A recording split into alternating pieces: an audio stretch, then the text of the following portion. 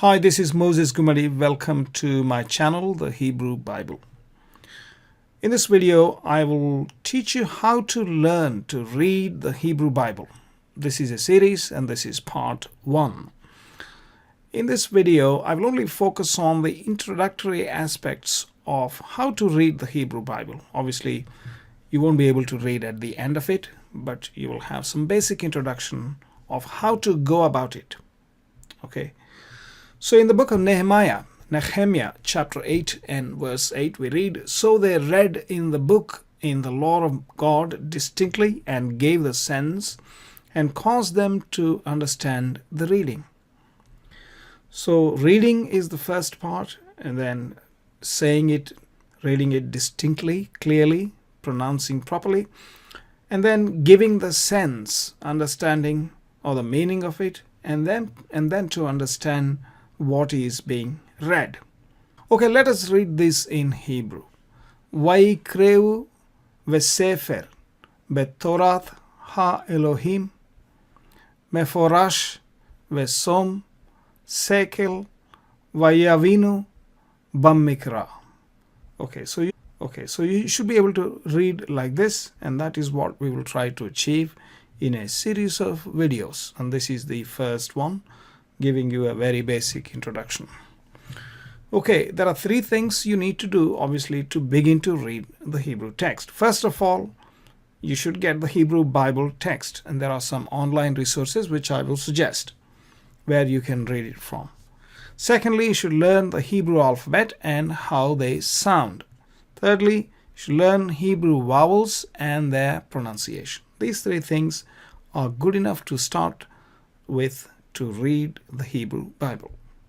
Firstly, the Hebrew Bible text. See, the text in the Hebrew is here. These are the first three letters, first 3 words of the Bible. In the book of Genesis, chapter 1, verse 1, it says, Bereshit bara Elohim. Now, you observe here there are letters and there are also these dots and dashes in colors. And I have used the SBL Hebrew font because this is a very good font, easily recognizable, and for the purpose of consistency and not causing confusion of letters, I will use this font going forward. Same font is also used in the Blue Letter Bible, which I'm going to show you shortly. Just remember, the Hebrew text is read from the right to the left in the direction of the sunrise to the sunset, from east to west. Okay, so what you see here is that in the previous, we have these vowels and markings in the red and in the green, whereas if you get rid of them, what you have is the bare alphabet, Aleph, Beit, or alphabet. That's what we need to learn first. And the second step is to learn the vowels, or nikudot, called nikudot in Hebrew, or vowels. So these red bits are the vowels. And if you add these green bits to the text, then you get the cantillation. So these are the cantillation, teamin, and they're meant for chanting the text, and sometimes also meant for stressing certain syllables, etc. Very rarely they do also have the impact on the meaning of the text. But again, in the original, there are no vowels and no cantillation. These were added. Obviously, there was a tradition of speaking, so they knew how to pronounce. However, that was not documented. Only after about 9th or 10th century, they were able to fully document. And the vowel pointing and the pointing called cantillation that we are using is called Tiberian, cantillation, or vowel pointing. There are other methods known as Palestinian and Babylonian as well now, which have gone out of date. So any Hebrew Bible that you pick up, whether online or a physical copy, what you see is what we have shown here, and they are the Tiberian vowel pointing, vowels and cantillation, both of them. Okay, all right. So the source of the Hebrew text, obviously, there are multiple of them. I suggest blueletterbible.org, and you type Genesis 1:1 here, and you can get Genesis 1:1. If you click this here, it's a hyperlink. You get this bit in the bottom, and you have the Hebrew text here, and the font used is exactly the same font that we have used. Now you will see cantillation marks and the vowel points. You can check and uncheck these two things. I have unchecked the cantillation and checked on the vowels. Vowels are sufficient to read. You don't need cantillation to read. Okay, so let's not talk about cantillation. Vowels are good enough to read the Hebrew text. That for all practical purposes. Sometimes I think this guy, Blue Letter Bible shows there's a symbol here called meteg, that one. Again, for the stress.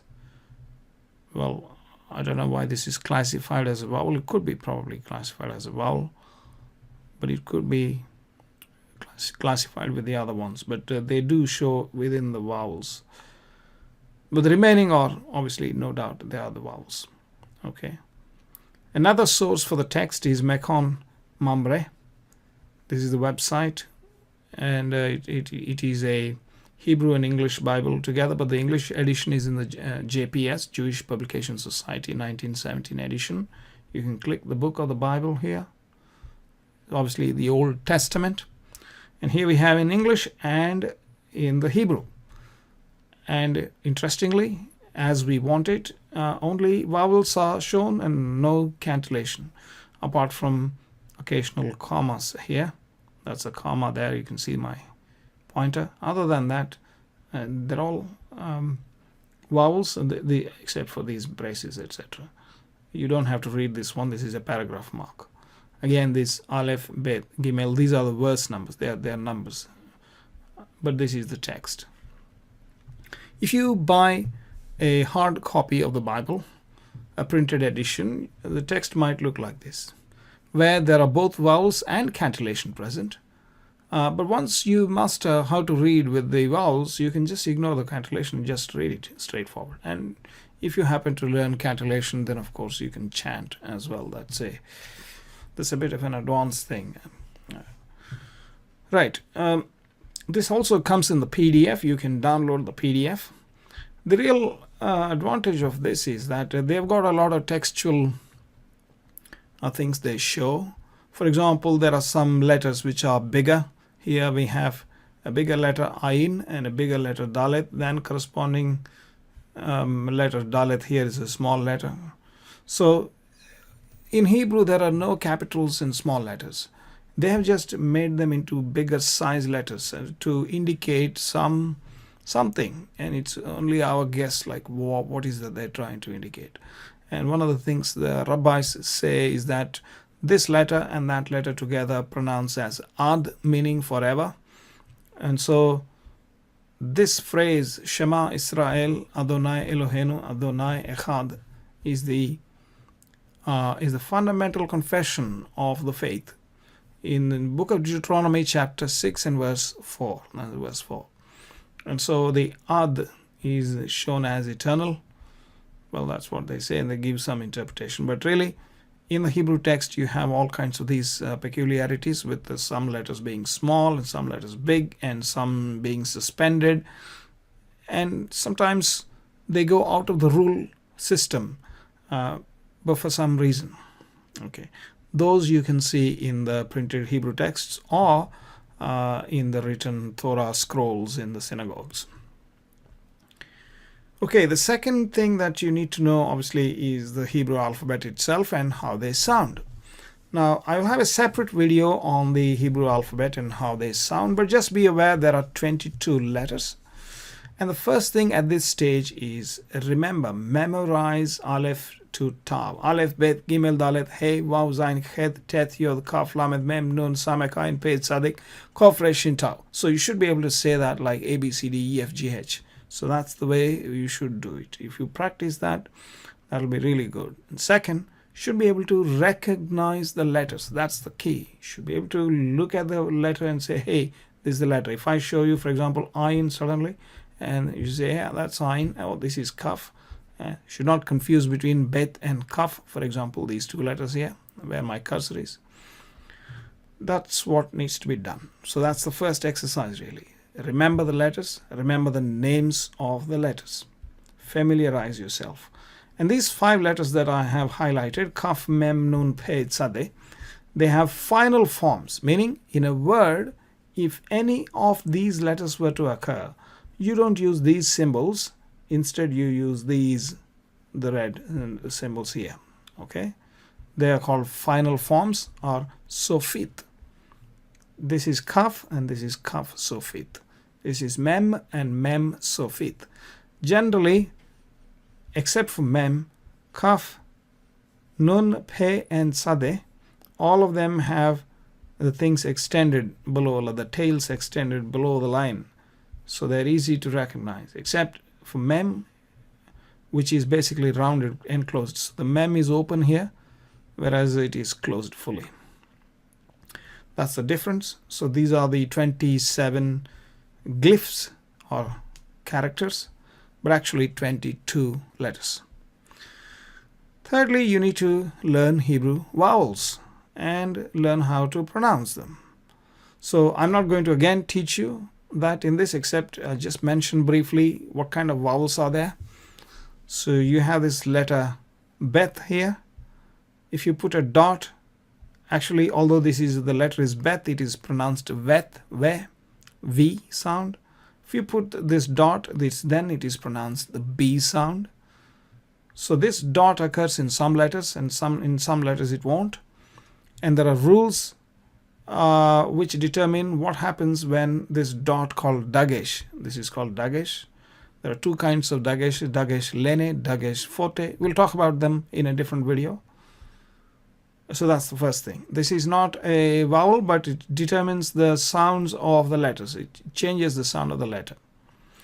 And then we have the vowels, which have a sound of a, e, I, o, u. They're all these things are all categorized according to a sound. So they are about 4 a sound, about 5 a sound, 2 I sound, and 4 o sound and u sounds. Some of them are short. For example, this is short, this is long. This is u, and this is u, longer. So this would be bet, and without a dot is pronounced vet. This will be pronounced as vu, and this is vu, a little bit longer. Okay. There's another symbol called sheva, and that can be pronounced as e sometimes, and sometimes it is not pronounced. It's just cut short. So we will look at all these rules in subsequent videos, but just be aware, you don't have to get confused that these vowels, how many of them are there, they're all classified into simply these 5 sounds. Okay. There are other vowels which determine the sound of the letter. And this sheva is a separate vowel which has different properties which we will discuss. Other than that, you will have noticed that these 3 letters are yud. So an actual letter out of the 22 letters is used as one of the vowels. So that's an interesting thing. Only the yud, and then next the letter he and the letter vav are used as vowels, although they are actually consonants. In fact, all the 22 letters are consonants, but these 3 can be used as vowels, and interestingly, they 3 are the letters of the Lord's name, Yud He, Vav, He. Right, so that brings us to the end of this video, and I will see you in the next video to learn more about how to read the Hebrew Bible. Thank you. Hi, this is Moses Gumadi. Welcome to my channel, The Hebrew Bible. We are in the second part of our series, Learn to Read the Hebrew Bible. So this is part 2, and we will talk about how the Hebrew letters sound. I will consider Shibboleth versus Sibboleth. You might remember it occurs in the Bible. You can search your Bibles for the word Shibboleth. We will learn about Dagesh, which I mentioned in the first part of the video. the previous video, Dagesh, lene, and what are known as Begadkefat letters. Okay, this is all about how to pronounce the Hebrew letters. How do the letters sound? So let's start. We have 22 letters in the Hebrew language. So they have these names: Aleph, Bet, Gimel, Dalet, He, Vav, Zain, Het, etc. until Tav. And there are 5 final forms, meaning if Kaf, Mem, Nun, Pe, and Tzadeh, those letters, if they occur at the end of the word, then these forms are used rather than the regular forms. Okay, that's the meaning of it. Now, how do they sound? So these are the names of the letters, but how do they sound? Aleph is silent unless there is a vowel. Okay. Bet is pronounced as in boy, b sound, or v sound, depending upon, I will explain what is it dependent upon. Either b sound or v sound. That's bet. Gimel is g sound, girl here. Dalet is dad.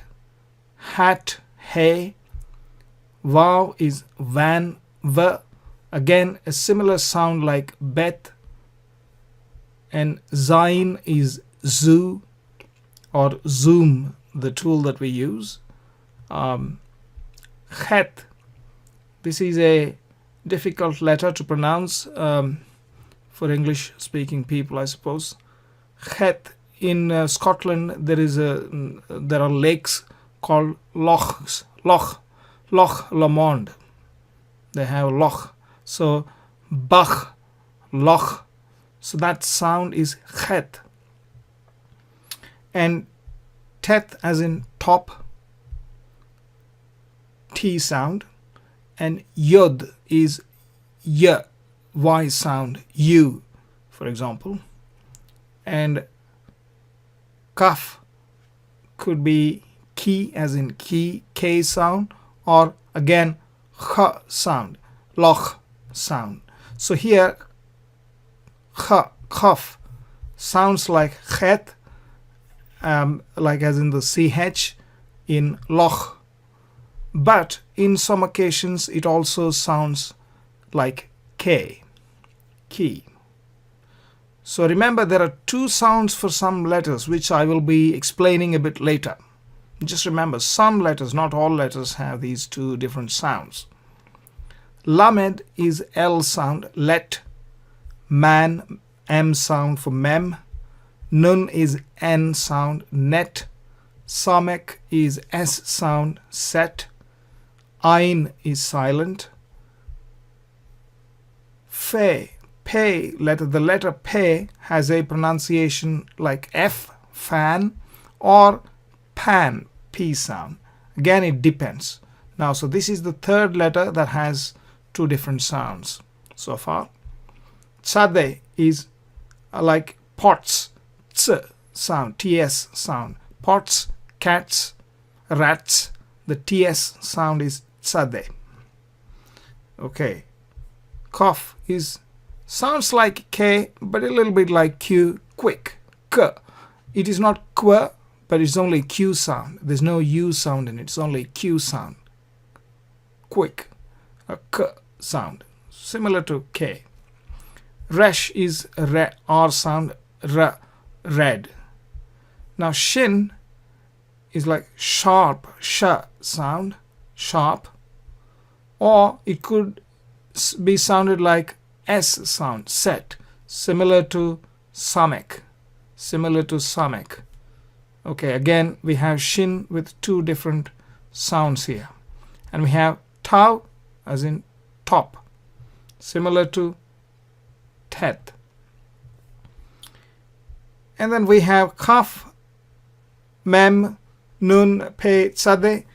They pretty much sound like the other letters, but I will explain which of the 2, because some of them, for example, Kaf there are 2 sounds. Pe, it sounds as fan. There are 2 sounds. Which one should we select is what I will explain in the end. So just remember about we have 1, 2, 3, 4 letters at least that have 2 sounds. Okay. So remember the alphabet, recognize the alphabet, remember the names of the alphabet and the sounds of the alphabet. That's the exercise. If you master these, then you can learn to read Hebrew. Of course, you also need to learn the vowels, but it's a good start. You can start with this. Right. Now, these 2 letters are silent, as I said, Aleph and Ayin. Unless there is a vowel, they are silent. Now, this rule is according to the modern Israeli pronunciation, which most of us are following now, including the Bible grammar books. However, it may be possible that in the past they were pronounced differently. Aleph was supposedly a glottal stop.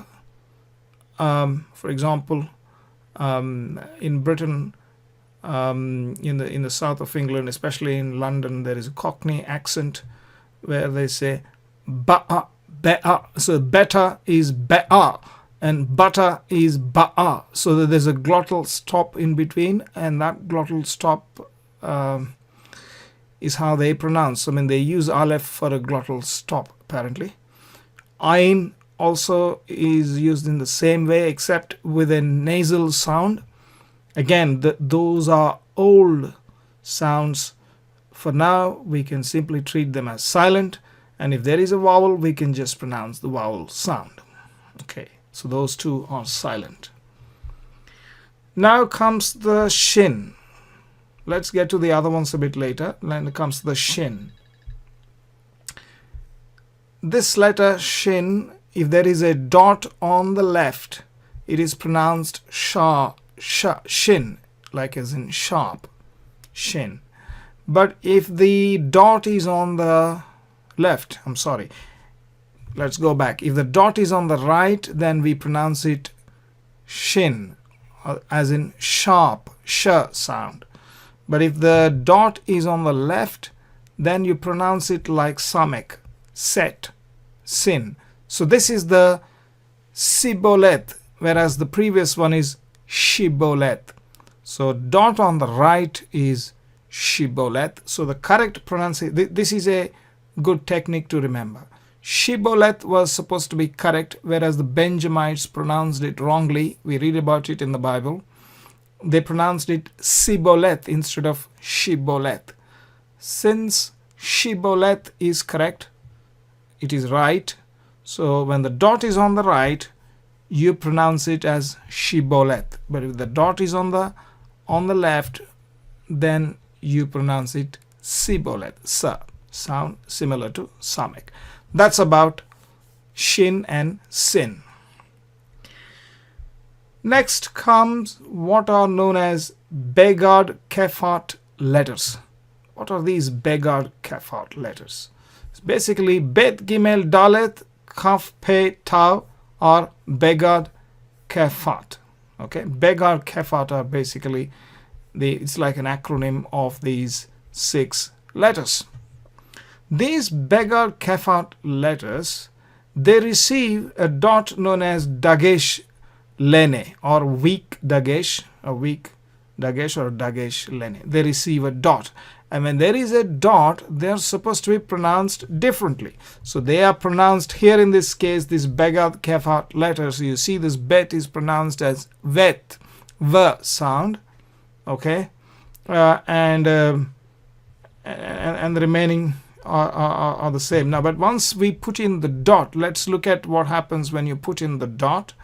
The bet is pronounced as b, boy sound, b sound. Whereas without the dot, it is pronounced v sound. Now, Gimel, Dalet, although, well, we'll talk about them. There is no difference for now. The standard pronunciation, standard Hebrew grammar, textbook pronunciation, Israeli pronunciation, there is no difference. There might have been a difference in the past, in the biblical times, but again, it depends on the culture, depends on the geography. We can't really determine which one is which. For now, only bet, kaf, and pe have a different pronunciations. When there is a dot, bet becomes boy, b sound. Kaf becomes softer ki, whereas in the previous loch, chet sound, kh sound in kaf. But once dot is there, it becomes softer. It's pronounced as k. In the letter pe, if there is no dot, it is pronounced f. But when there is a dot, it is pronounced as p. P with a dot and f without a dot.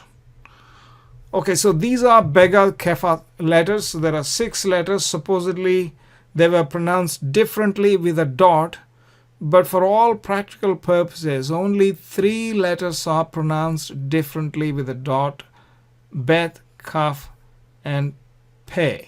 These 3 letters. What about the other 3? Possibly this letter tau, ta, top. It could have been pronounced as th, as in th sound instead of t sound. 3, for example. Through, the th sound.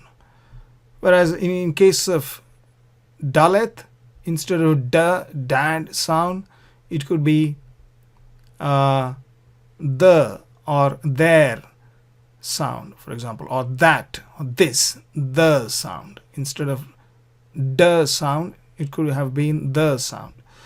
But this is all a guesswork. So let's forget about all this. So there are only 3. Again, I'll repeat. There are 3 boxes here highlighted. Bet, kaf, and pe have different pronunciations when there is a dot, and they are softer. If there is no dot, this is vet. If there is a dot, it's bet. If there is no dot here, it is pronounced kha, and when there is a dot, you pronounce ka. Here, when there is no dot, you pronounce f. When there is a dot, you pronounce p. That's the Begadkefat letters. Now, what about the last 5 Sofit letters? The Sofit letters are the letters used at the last letter of a word when this kaf, mem, nun, pe, and sade. If these letters occur at the end of the word, these forms are used rather than the standard forms. But how are they pronounced? These are always pronounced as though there is no Dagesh. So for example, kaf is pronounced loch, kha sound. This final kaf is pronounced kha, as though there is no Dagesh. And again, pe, the final pe is pronounced with the f sound.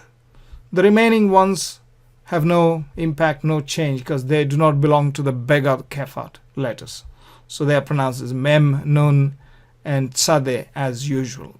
Only these 2 letters, kaf and pe, they're pronounced as though there is no dot. Okay? So that brings us to the end of the Hebrew letters. How to pronounce the Hebrew letters. Please remember, you must remember the names of the Hebrew letters. Remember how to recognize them, recognize the letters, and how to pronounce them. And what if there are dots in the letters, how to pronounce them. And remember the shin versus sin, or shibolet versus sibolet. And that much will do as far the letters are concerned.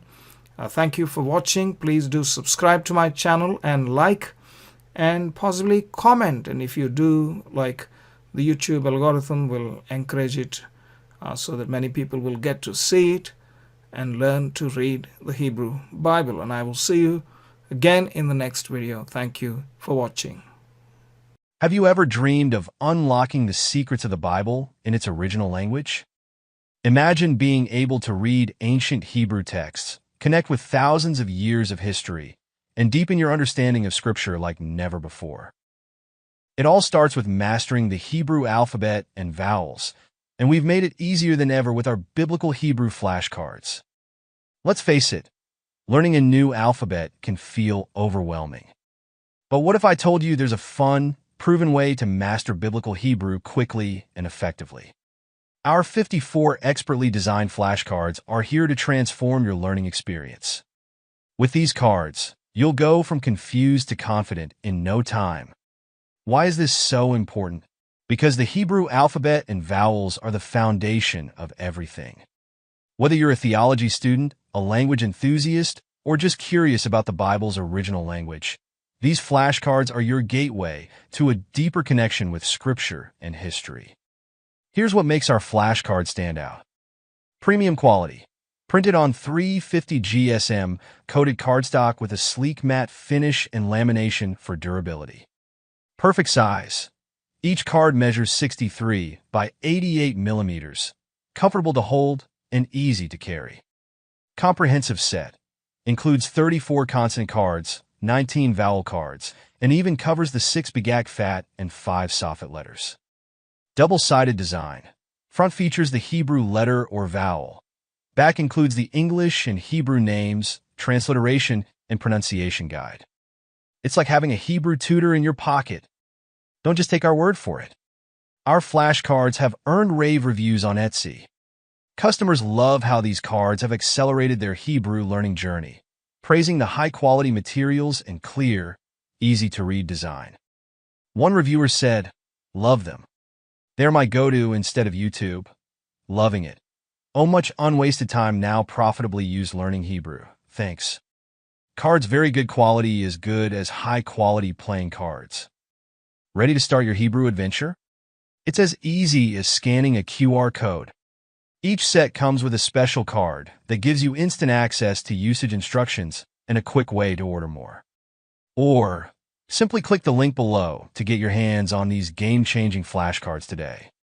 Your biblical Hebrew flashcards will arrive in a stylish, printed tuck box made of 300 GSM coated paper with a matte laminate finish, shrink-wrapped to ensure it reaches you in perfect condition. But here's the thing. Every moment you wait is a moment you could already be learning. Don't put off your Hebrew journey any longer. Click the link or scan the QR code now to order your flashcards. Start turning those mysterious symbols into familiar friends and open the door to a world of biblical understanding. Your journey to reading Hebrew with confidence begins today. Order now and take the first step toward mastering biblical Hebrew. Your future self will thank you. Hi, this is Moses Gumadi. Welcome to my channel, The Hebrew Bible. We are in this series, Learn to Read the Hebrew Bible, and this is part 3, where we will learn to read the vowels, recognize the vowels. And why are the vowels important? We have this word here, davar, dalit, bet, resh. If you put the vowels here, this is pronounced as davar, which means word or speech, and this is a noun. But if the vowels are different, this one can be read, this must be read as diber. Earlier it is davar, the ver sound. Here it is ber sound because of the dagesh, diber, which means he spoke in the third person, masculine.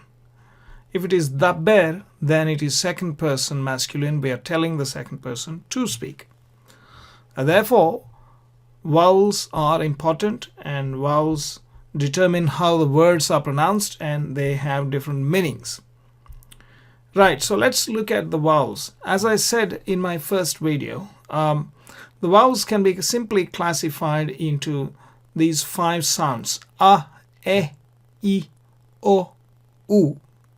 A, E, I, O, U are the vowels in English, and based on that we can categorize these 5 sounds, a, e, I, o, u, these sounds, and determine short and long vowels.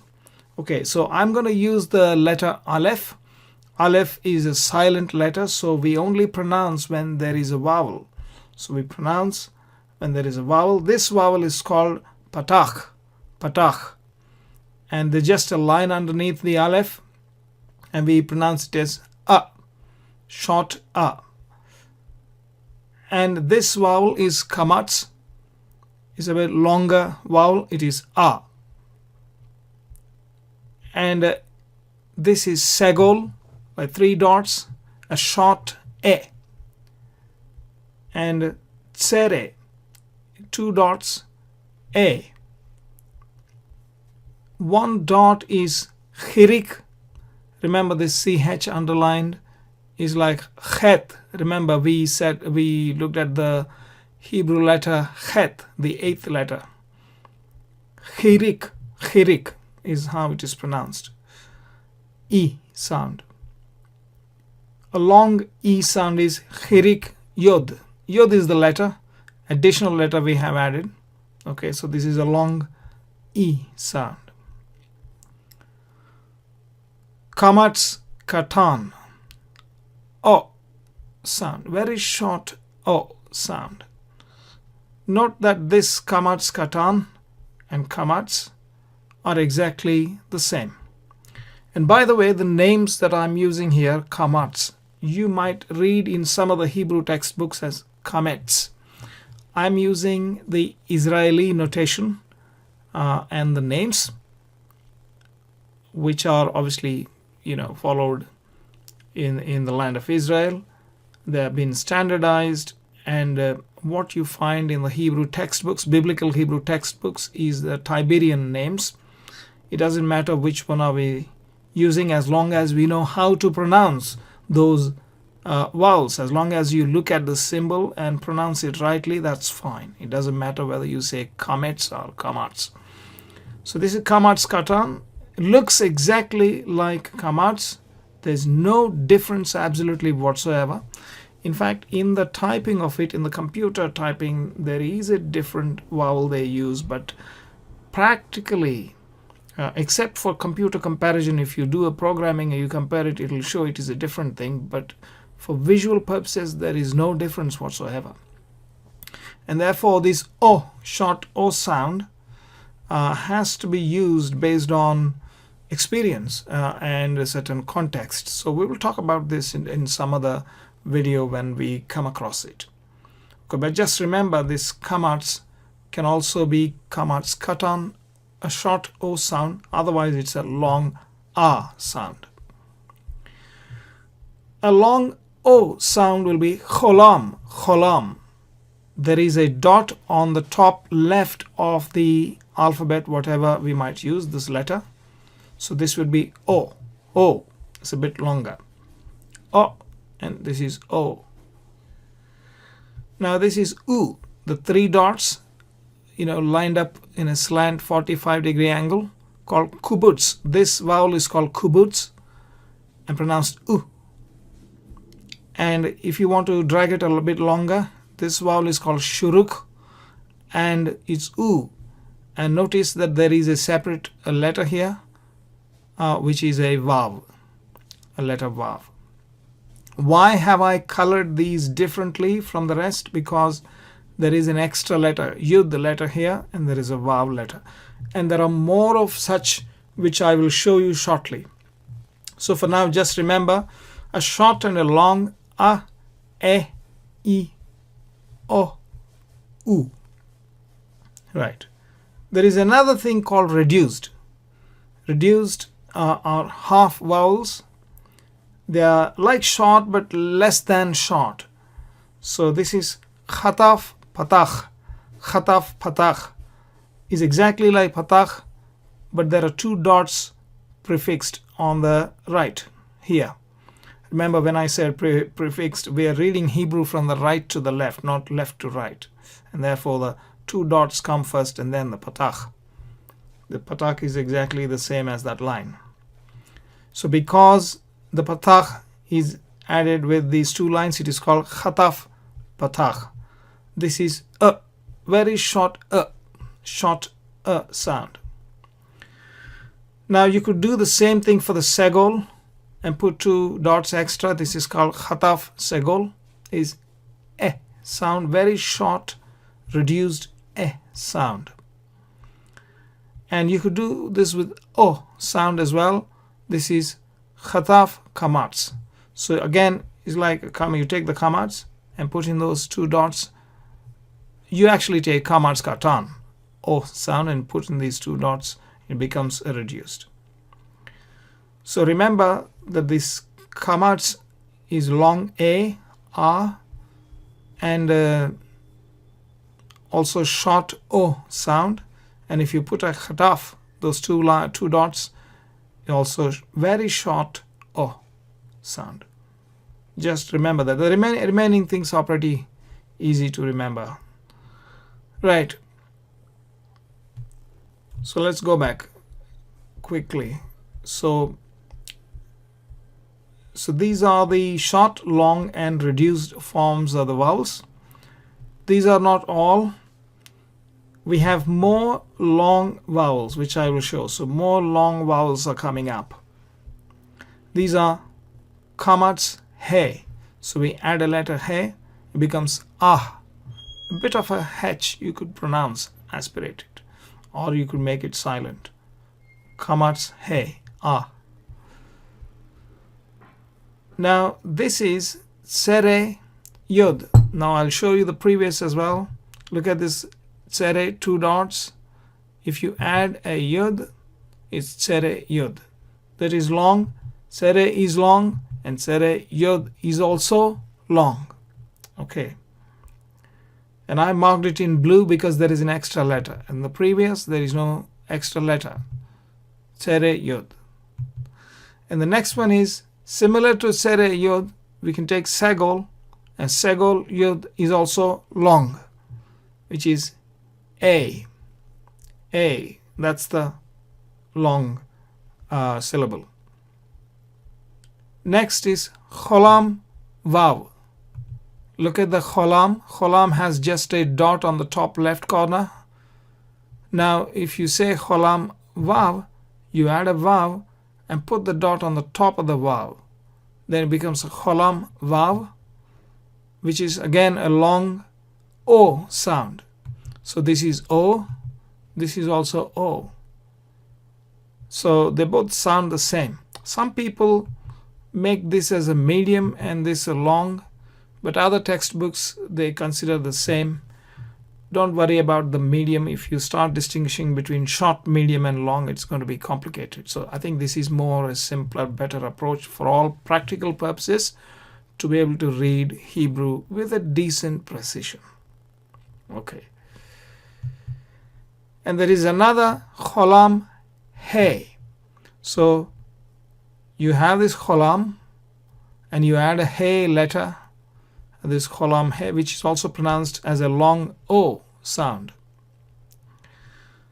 So both of these, Cholam Vav and Cholam He, together could be called as Cholam Male. Cholam Male. Don't worry about the names. You can remember the names. And there is a chart coming up. I have a chart in which I have actually summarized all these vowels together. But just remember how to pronounce them. When you need to remember the symbols, and when you look at them, you should recall the sound. That is what is required to be able to read the Hebrew text. Another sound, which I have put it in orange because this is a special sound. It doesn't belong to the rest of the category, which is sheva. You can say sheva, or you can just ignore there and say shwa.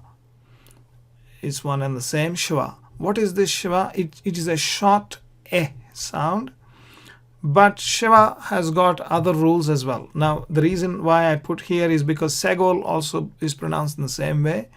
So this is shwa. Shwa sounds very short And another thing to note is that in shwa, sometimes shwa is silent. Sometimes it must be pronounced as and so I will talk about it in a different video. But for now, you can think that whenever shwa occurs in the front of the first letter, you can pronounce it. But if it occurs in the middle of the letter, then there is a rule that we need to apply. Sometimes it is pronounced as a and sometimes it is silent.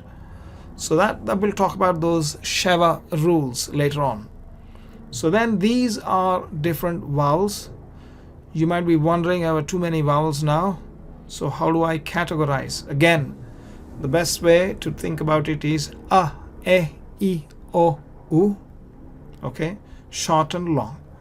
Make these two distinctions and make these 5. Essentially 5 times 2 is 10 sounds. That's all they are. Okay, any sound can be fit into these 10 sounds. As long as you're able to pronounce those 5 sounds, you should be fine. So the real key is to remember the symbols and put them in one of the 10 boxes. So I have now created a chart, and I will provide the link down below the video. You can access that and print off a page and stick it somewhere, and maybe you want to learn, you can learn. So all the sounding, khataf, patach, patach, qamats, qamatse, all of these are sounding. Whether it is reduced, is less than short, and short, long, long. So I have indicated all of them. And then shwa is sounding, so I put it in a separate box. The remaining sounds are all khataf, segol, segol, sere, segol yod, sere yod. Yod is sometimes also, the letter yod is pronounced as yud as well. So you might hear me saying yud sometimes, so don't worry, yod and yud are the same. Now E sound is chirik, and the chirik yud. U is kubutz, shuruk. O is khataf, qamats, reduced, qamats, qatan, cholam, cholam waw, cholam he. All of them O sounds. Some are, this is reduced, short, long, long, long. So it is self-explanatory chart. I think this chart has all of the vowels that we have discussed so far. Okay. Right. So another short topic. Diphthongs. Diphthongs are basically 2 sounds together. If you look at this 2, there is a patach and a yud. Try, I sound, I. Try. Very short, but try. It is a short try. This is a long I. This is I. This is long I. So I'll. Try. I'll. So AI, both are AI sound. One is a bit slightly longer than the other, because this has a qamats yod, this is patach yod. Now you can say patach yod and put another chirik underneath. The sound will be I, by. And if you do a cholam waw and put a yud, oi, boy. And if you put shuruch and add a yod, then ui. So gui is the sound. And a qamats, a yod and vav is av sound. Wow, av sound. Okay, so these are diphthongs. Just be aware of them. I will probably create another video with examples of diphthongs in the Bible, but that's for another time. Just be aware of this. This is not difficult, basically. And finally, we have quiescent letters, or quiet, silent letters. When there are no vowels occurring under these, these letters, then they're quiet and they are not pronounced. Of course, unless they occur in one of these diphthongs or one of these vowels. For example, this is not pronounced here. Cholam he, oh. You could slightly aspirate it with a H, but these are called quiescent letters. Aleph, he, vav, and yod. Okay, so that brings us to the end of this video on the vowels. Thank you for watching. Please do like and subscribe the video, and also click the bell button, and please forward it to your friends, those who might be interested in learning to speak, or learning to read rather, learning to read the Hebrew Bible. And I will see you in the next video. Thank you very much. Hi, this is Moses Gumari. Welcome to my channel, The Hebrew Bible. We are in the part 4 of our series, Learn to Read the Hebrew Bible. And in this episode, I want to, read with you a small sentence from the Hebrew Bible based on our learning in the past episode about the vowels. So in the past episode, we've looked at the vowels. All these vowels that are displayed here on the screen. And if you had not downloaded this, you could download it from this link that I have provided below. You can print it off. It is in a good quality, so it looks good. If you have memorized the Hebrew alphabet and can recognize those alphabet and the sounds of the alphabet, and of course if you have printed this and you can reference this sheet, then you should be able to slowly begin to read the Hebrew text. And that's what we will try to attempt today. Right, so I go to the first chapter, first verse of the Bible. Genesis chapter 1, verse 1. This snapshot is taken from the blueletterbible.org. In the beginning, God created the heaven and the earth. We will only read this bit, the first bit, which is the 3 words of the Hebrew text that I have highlighted.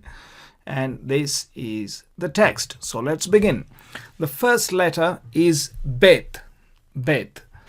And look at the Dagesh.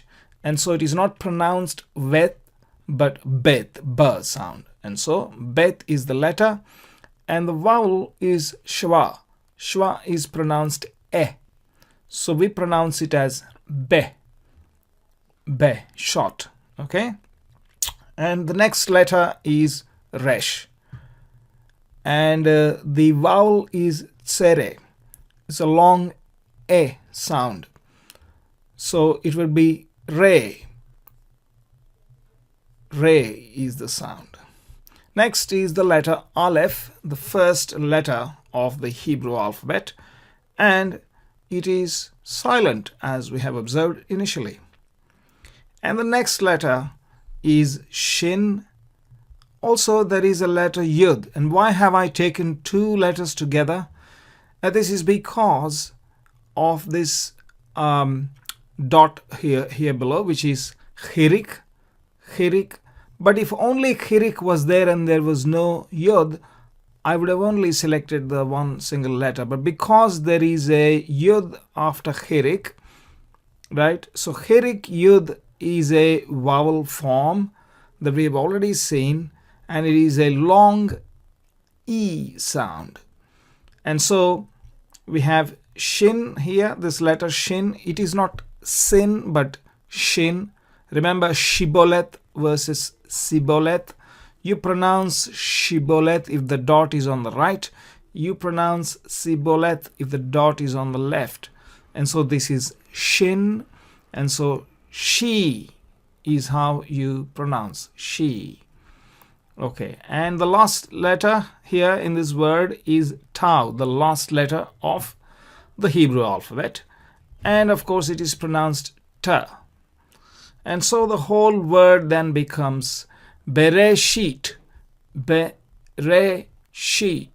Bereshit. Okay. And the next word again is Beth, as we have seen with the Dagesh. So you pronounce Ba instead of Va. And the vowel this time is different. It is Qamats.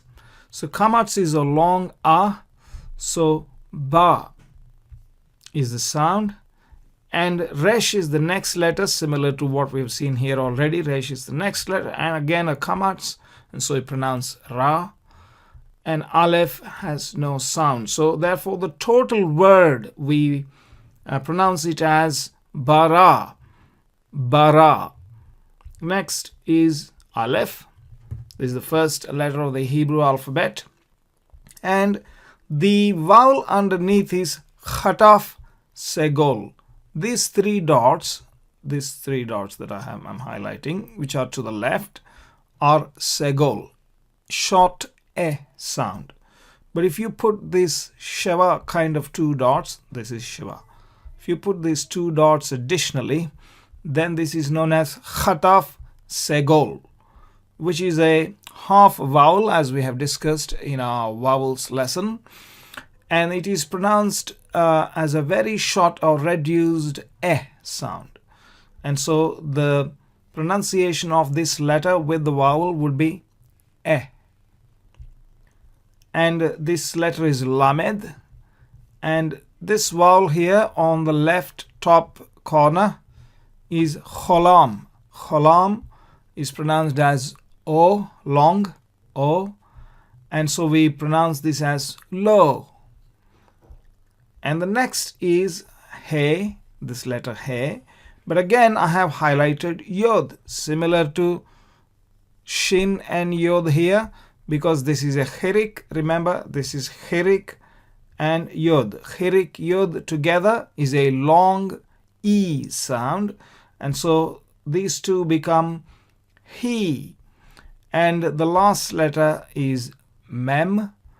This is a mem sofit, meaning this is a final ending form of the letter mem, because if you look back into the alphabet, the letter for mem has an opening here on the bottom left corner, but this closed letter is a mem sofit. So whenever the mem occurs at the end, remember there are 5 such letters, right? Kaf, mem, nun, pe, and tzadik. Okay, so these 5 letters, when they come at the end of a word, they have different forms. And so this is mem sofit and is pronounced m. And so how do we pronounce this word? Elohim. Elohim. So then the whole sentence becomes Bereshit bara Elohim. Bereshit bara Elohim. Meaning, in the beginning created God. Well, God created. Again, this will bring us to the sentence structure. In some other video, I will cover how the Hebrew sentence structure differs from the English sentence structure. You can see the verb coming before the subject here, Elohim. But Bereshit. And this be is a preposition. It's like a prefix in front of the word reshit. Reshit. And reshit is the beginning, and bereshit is in the beginning. There is no the in the beginning. It's just that in English we say in the beginning. You can say in beginning, literally speaking. Okay. We'll talk about the meanings of these words and the translation later on, but for now, really, you have now understood how to read the text of the Hebrew Bible by recognizing the alphabet and by applying the right sounds of the vowels, and you can spell them word by word and say Bereshit bara Elohim. That's what we read. And you would have noticed that there are quiescent letters, meaning I mentioned about the quiescent letters in the last video. We have aleph, he, vav, he. These are quiescent letters and they are silent if there is no vowel. And in our previous slide here, there is this aleph is quiescent and this aleph is also quiescent, whereas here this aleph is pronounced as eh because there is a vowel underneath. And so that is what it is, and I have an exercise now for you. I won't read this text, but this text is taken from Genesis 2:4. Please do try to read it on your own. You can print out the alphabet sheet and print out the vowel sheet if you like, and keep looking at it and try to pronounce out the words. There may be some other features in this sentence which I have not taught so far. Okay. For example, this dot in the lamed. Remember, I taught about Begadkefat letters, in which those letters they receive the Dagesh in between. They call it Dagesh lene. But lamed is not in the Begadkefat. And so how am I going to do? It's just ignore it for a while and just read it whatever you could, and I will come back in the next video and I'll explain additional topics in which we will cover some of these peculiarities you see in the text. Okay, thank you for watching this video. Please do like the video and subscribe to my channel and click the bell icon and forward it to your friends. And I will see you in the next video. Thank you very much. Have you ever dreamed of unlocking the secrets of the Bible in its original language? Imagine being able to read ancient Hebrew texts, connect with thousands of years of history, and deepen your understanding of Scripture like never before. It all starts with mastering the Hebrew alphabet and vowels, and we've made it easier than ever with our biblical Hebrew flashcards. Let's face it, learning a new alphabet can feel overwhelming. But what if I told you there's a fun, proven way to master biblical Hebrew quickly and effectively? Our 54 expertly designed flashcards are here to transform your learning experience. With these cards, you'll go from confused to confident in no time. Why is this so important? Because the Hebrew alphabet and vowels are the foundation of everything. Whether you're a theology student, a language enthusiast, or just curious about the Bible's original language, these flashcards are your gateway to a deeper connection with Scripture and history. Here's what makes our flashcard stand out. Premium quality. Printed on 350 GSM, coated cardstock with a sleek matte finish and lamination for durability. Perfect size. Each card measures 63 by 88 millimeters, comfortable to hold and easy to carry. Comprehensive set. Includes 34 consonant cards, 19 vowel cards, and even covers the 6 Begadkefat and 5 soffit letters. Double-sided design. Front features the Hebrew letter or vowel. Back includes the English and Hebrew names, transliteration, and pronunciation guide. It's like having a Hebrew tutor in your pocket. Don't just take our word for it. Our flashcards have earned rave reviews on Etsy. Customers love how these cards have accelerated their Hebrew learning journey, praising the high-quality materials and clear, easy-to-read design. One reviewer said, "Love them. They're my go-to instead of YouTube. Loving it. Oh, much unwasted time now profitably used learning Hebrew. Thanks." Cards very good quality is good as high-quality playing cards. Ready to start your Hebrew adventure? It's as easy as scanning a QR code. Each set comes with a special card that gives you instant access to usage instructions and a quick way to order more. Or simply click the link below to get your hands on these game-changing flashcards today. Your biblical Hebrew flashcards will arrive in a stylish, printed tuck box made of 300 GSM coated paper with a matte laminate finish, shrink-wrapped to ensure it reaches you in perfect condition. But here's the thing. Every moment you wait is a moment you could already be learning. Don't put off your Hebrew journey any longer. Click the link or scan the QR code now to order your flashcards. Start turning those mysterious symbols into familiar friends and open the door to a world of biblical understanding. Your journey to reading Hebrew with confidence begins today. Order now and take the first step toward mastering biblical Hebrew. Your future self will thank you. Hi, this is Moses Gumadi. Welcome to my YouTube channel, The Hebrew Bible. We are in the part 5 of the series, Learn to Read the Hebrew Bible. And in this series, we will talk about various concepts such as open syllable versus closed syllables, Dagesh lene, Dagesh forte, and vocal sheva, silent sheva. So let's just go back to the exercise that I gave in the previous lesson that I asked you to try reading this text from Genesis 2:4. So I will read this for you in case if you have already tried it, you can check it. Elle. This is Elle. I'm doubling the letter L, as you can see, and this is the dot. You probably may not have known why is there a dot here in the blue.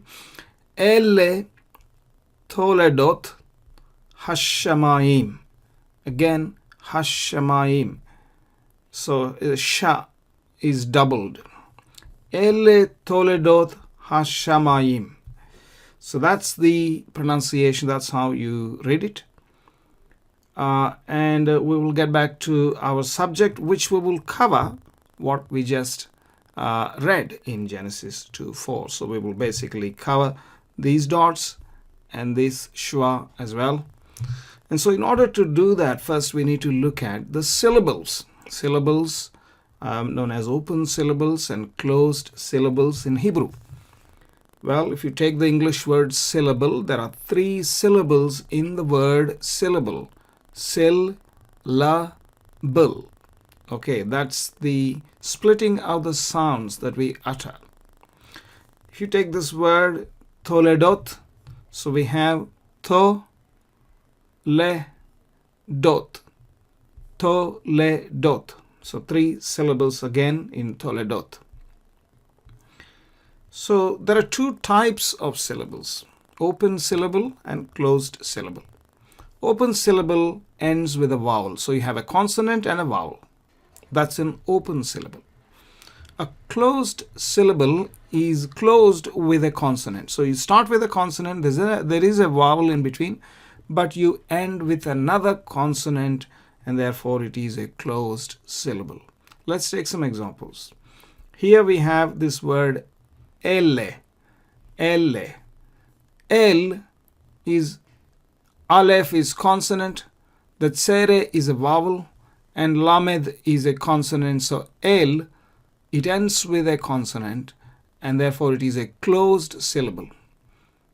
Whereas an open, in case of le, so the letter lamed with a segol is consonant and vowel, and h, well, h as in he, the letter he is silent here, and so it is an open syllable.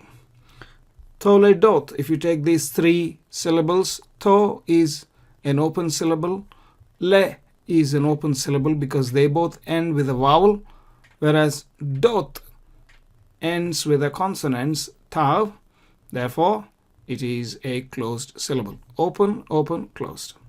So now you understand the open, closed in all these syllables, and these obviously become important for us to understand the concept of the sheva and the Dagesh.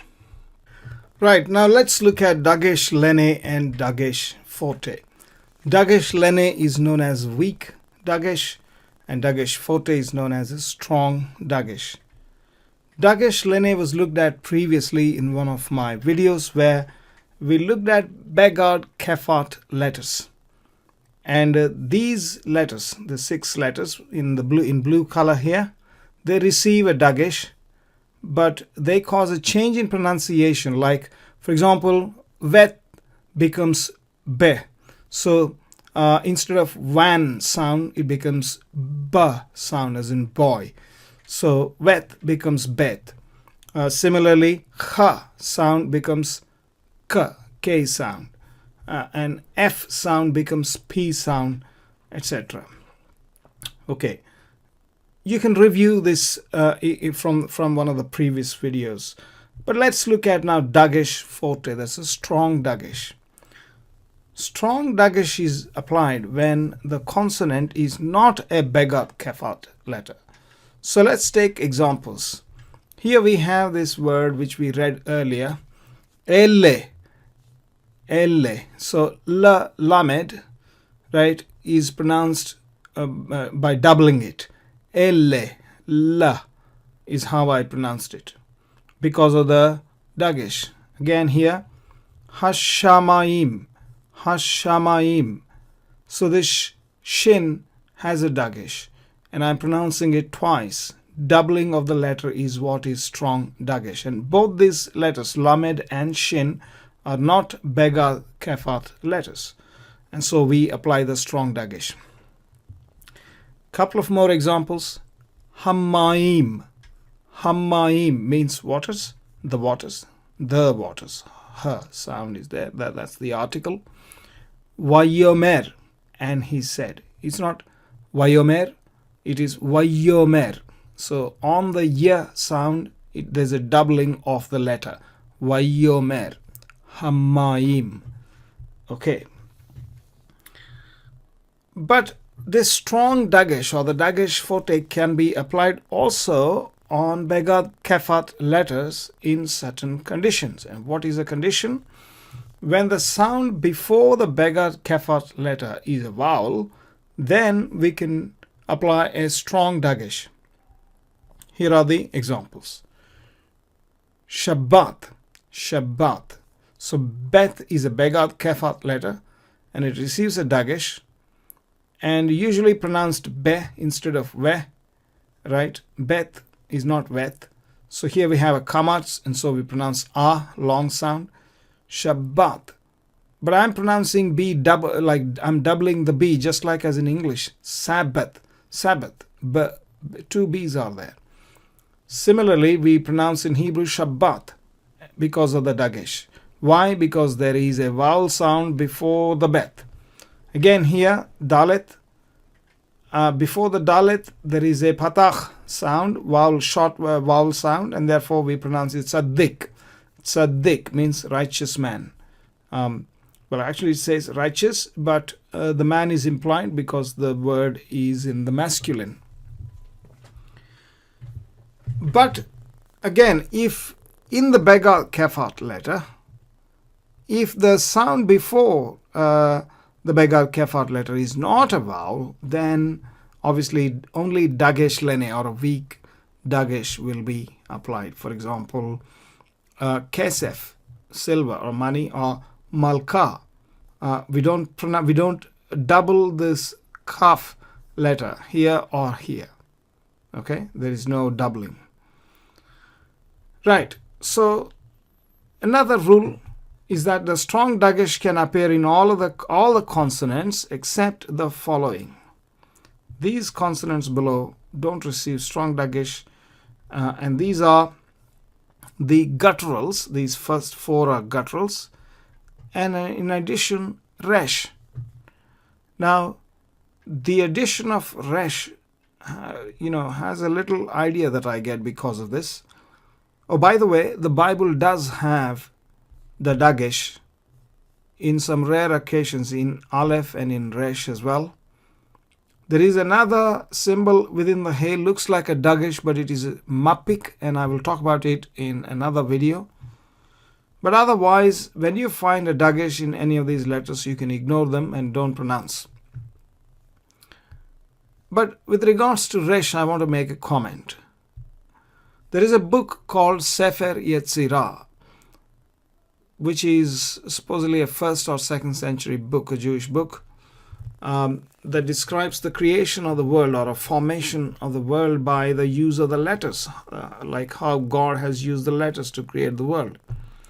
In that, the 22 alphabet of Hebrew, not 23, only 22 symbols. Shin, some people put a dot here and another dot there, and Shin and Sin, they make them into 2 and say there are 23. But you can play the same trick with Bet. You can say Vet and Bet and put a Dagesh and say there are 2, and then you can do the same thing with a Pe. So really there are only 22 symbols, period. And these 22 can be arranged into beautiful geometric structures such as this one and the next one, which if you'd like to just take a quick look, you can pause the video and have a look at it. But Sefer Yetzirah divides the letters into 3 mothers, 7 doubles, and 12 simples. Now, in these 7 doubles, you can find the Begadkefat letters. Bet, Gimel Dalet, Kaf, Pe, and Tav. You also have Resh. And that's the reason why I mentioned that these Resh, these are guttural letters, I understand. This Resh, why is this there? Maybe it was a part of the Begadkefat letters before. I don't know. Maybe it's some scholar can investigate it. Like as in Vet becomes Bet, like as in other Begadkefat letters change their pronunciation with a Dagesh lene. Perhaps there was something like that in Resh as well, because in some Indian languages there is a very hard R sound. So normally R is pronounced as Ra, and there is the R sound, very hard R sound, which could have been there in Hebrew in the past. Who knows? Okay, that would solve this issue of why this resh is appearing, and you can make the 6 Begadkefat into 7 Begadkefaret. Okay, in any case, as for grammar goes, and for this lesson's sake, just please follow Begadkefat. What I'm suggesting is only a possibility. Right, that brings us to shwa, vocal shwa and silent shwa. Toledot is the word we read earlier. Elle Toledot Hashamayim. So this Toledot is there is a vocal shwa there under lamed. But when is a shwa vocal and when is a shwa silent? So I think we need to remember the rules for silent. Then it is easier to exclude them and then basically pronounce the remaining cases. That's probably the easiest approach. So when is it silent? When there is a short vowel occurring before the consonant under shwa. Consonant having the shwa under it. Okay? Right. So these are the short vowels. Patach, segol, chirik, etc. Let's take examples. Mid-bar. So mid-bar. Here before the dalet you have a short vowel chirik. Mid-bar means wilderness. Malka is queen. Again, before the lamed, there is a short vowel, patach. And because of that, we don't pronounce the shwa under lamed. We don't pronounce the shwa under the dalit here. So that's why it's mid-bar. It's not mid-bar. And it's malka. It's not malaka. So mid-bar, malka. So these two cases are silent shwa. This is the first rule. If there is a short vowel in front, don't pronounce the shwa. Second, the shwa is silent when it occurs under the last letter. Derech, melech. Derech, melech. Derech is the way. Melech is the king. In both cases, you have this shwa under the chaf, and that is not pronounced. Why? Because it occurs under the last letter. Right. And so now we have some vocal cases. The remaining cases are basically vocal. When the shwa occurs under the first letter of the word, it's always vocal. Yerushalayim, Bereshit. Jerusalem, in the beginning. In both cases, we have shwa under the first letter. Shwa is vocal for the second shwa when there are two shwas in a row. These are very interesting cases. Here we have Mizbechot, Mishpechot. See, I don't pronounce the shwa here. Mizbechot, I pronounce this shwa, the blue one. I don't pronounce the red one. Mizbechot, Mishpechot. Mizbechot is altars and Mishpechot is families. Why do I pronounce the blue one? Because before the blue one comes the red one. When there are two shwas, one after the other, you don't pronounce the first, you pronounce the second. That's the rule. Why? Because when you don't pronounce the first, there is no vowel in the front. Right? There's a consonant, and that's why you make it vocal. So actually we can derive these rules from the first rule. When there is a short vowel in front, isn't that what it says? Let's go to the first. Yeah.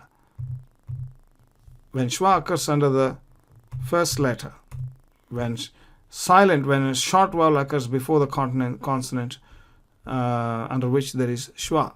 So that's a short vowel.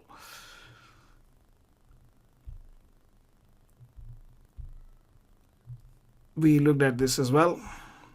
So now, another case where the shwa is vocal when shwa occurs under a Dagesh forte. Dagesh forte, that is a strong Dagesh. If you have words like this, Imecha, Hakesef. Imecha is with you. The Lord is with you. Adonai Imecha. The Lord is with you. So here we have the Dagesh, the strong Dagesh in the mem, and there is a schwa, and therefore we pronounce it. We make it vocalized. We vocalize the schwa. Here again, there is a strong Dagesh. Hakkesef. Why is a strong Dagesh? Because I'm saying Hakkesef. I'm doubling the K sound. Why? Because there's a vowel before in front of it.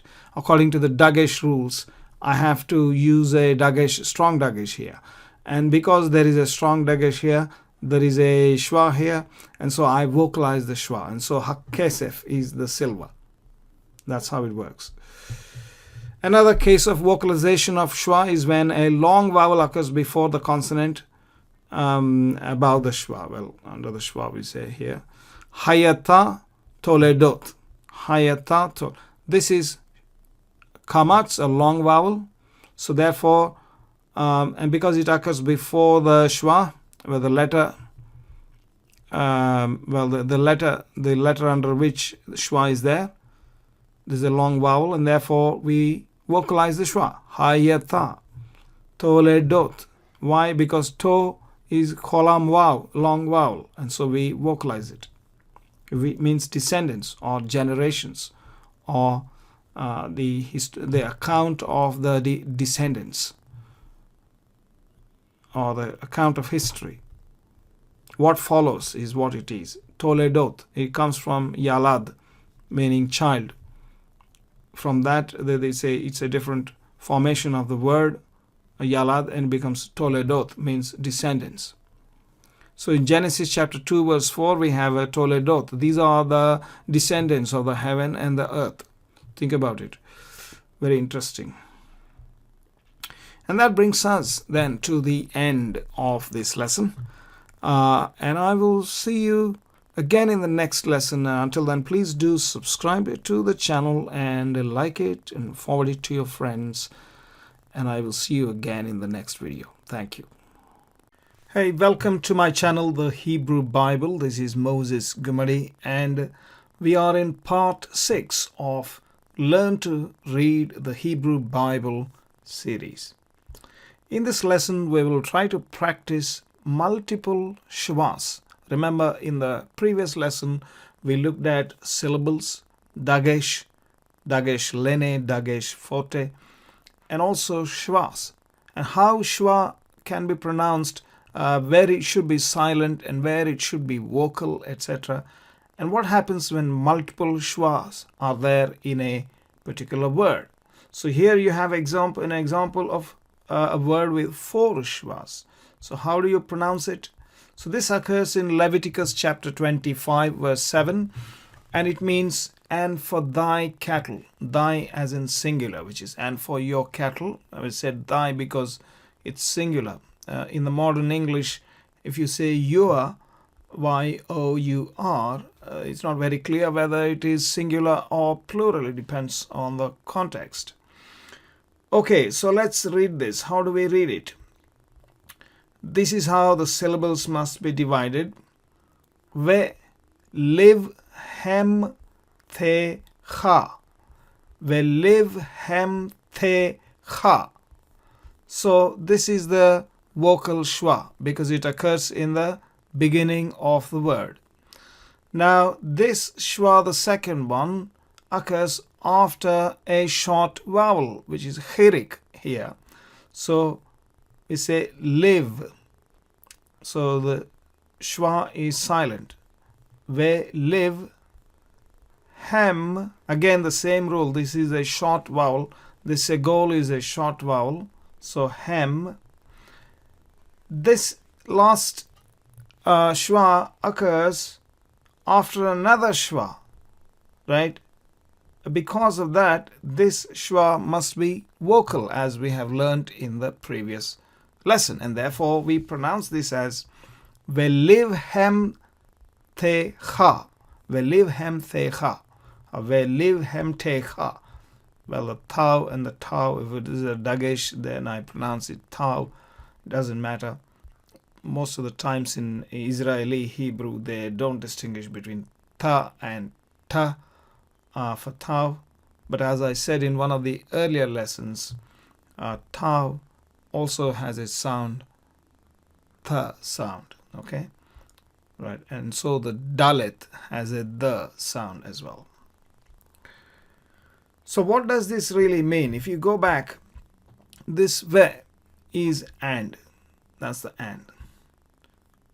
And li, the prefix lamed is a preposition that is for. And for thy cattle. So this thy is due to this cha. The ending form cha is yours. That is thy, a singular masculine singular, cha. So the remaining is behema. Basically, this is a tav, and so if you look at the word, underlying word, the root word, in the Strong's dictionary, the word is H929. It is pronounced behema, and it means animal or a beast. Notice there is no Dagesh here. That's why we pronounce ve sound, ve live hem thecha. Here behema we pronounce with a ba. Okay, so this is an interesting word with 4 shvas. Next, in the book of Judges, chapter 19, verse 8, the sentence is, and they tarried, or they waited, or they delayed. Now, how do we pronounce this? So let's separate the syllables. Ve, hit, mah, me, hu. Ve, hit, mah, me, hu. These two, the one under the tav and the one under the he, are silent shvas. Why? They are followed by a short vowel. Here, chirik and a patach. And this one is the second shva following a first silent shva. Therefore, this must be vocal. And the first shva must be vocal. So, ve, hit, mah, me, hu. Ve, hit, mah, me, hu is the word. It comes from Strong's H4102. That's the number, Strong's number. Mahach means to wait. And this is Mappik, not Dagesh, which we will talk about later. Now let's go to Ezra chapter 4 verse 8. And we have this long word with how many? 1, 2, 3, 4, 5 shvas. Very long word with many shvas. To Artaxerxes. And how do we read this? La ar tach shas ta. La silent, this is a vocal. La is vocal. Ar, so this is the shva is followed by a short patach, again followed by a short vowel patach. So ar tach shas. Here this is shin and this is sin because of the dot. You can see the dot is changed. Yeah, it is moved to the other side. So shas. La artach shasta. La artach shasta. To Artaxerxes. Artaxerxes is Artaxerxes. Okay. So it's a word in Ezra 4:8. Interestingly, the previous word is in Aramaic. This 4:8 is in Aramaic. However, the next word is in Hebrew. It's the same vowels, same pronunciation, except that instead of sin, that is writing the shin with a dot on the left, they have replaced it with a samek, which is pronounced sa. So la artaxerxes, la artaxerxes, that is how you pronounce it. Here of Artaxerxes is the meaning in English. Okay, let's move on. Isaiah 60 and verse 9. The phrase is for thy glory, or actually for thy beauty or splendor could be the translation. And how do you split the word and pronounce? So these are the syllables. La, tif, ar, te, thek. Latif, ar, tech. How many shvas are there? 1, 2, 3, 4. Now let's look at the rules. The first shva is vocal, so we say le. The second and the third shva are followed by short vowels, chirik and patach. And in the fourth case, this shva ends the word, so mostly found under chaf. We've seen before that it should be a silent shva.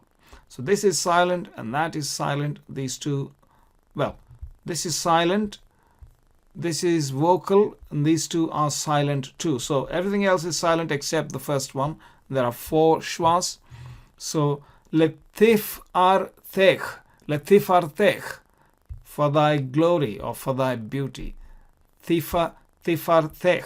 So the word tifara, tifara is H8597. The word means beauty or splendor or sometimes glory. There is another word for glory, kevod, hod, etc. Hod or kevod.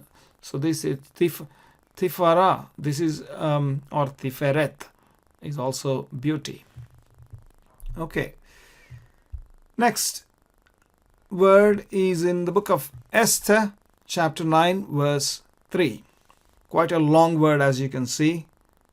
And we have 4 shvas.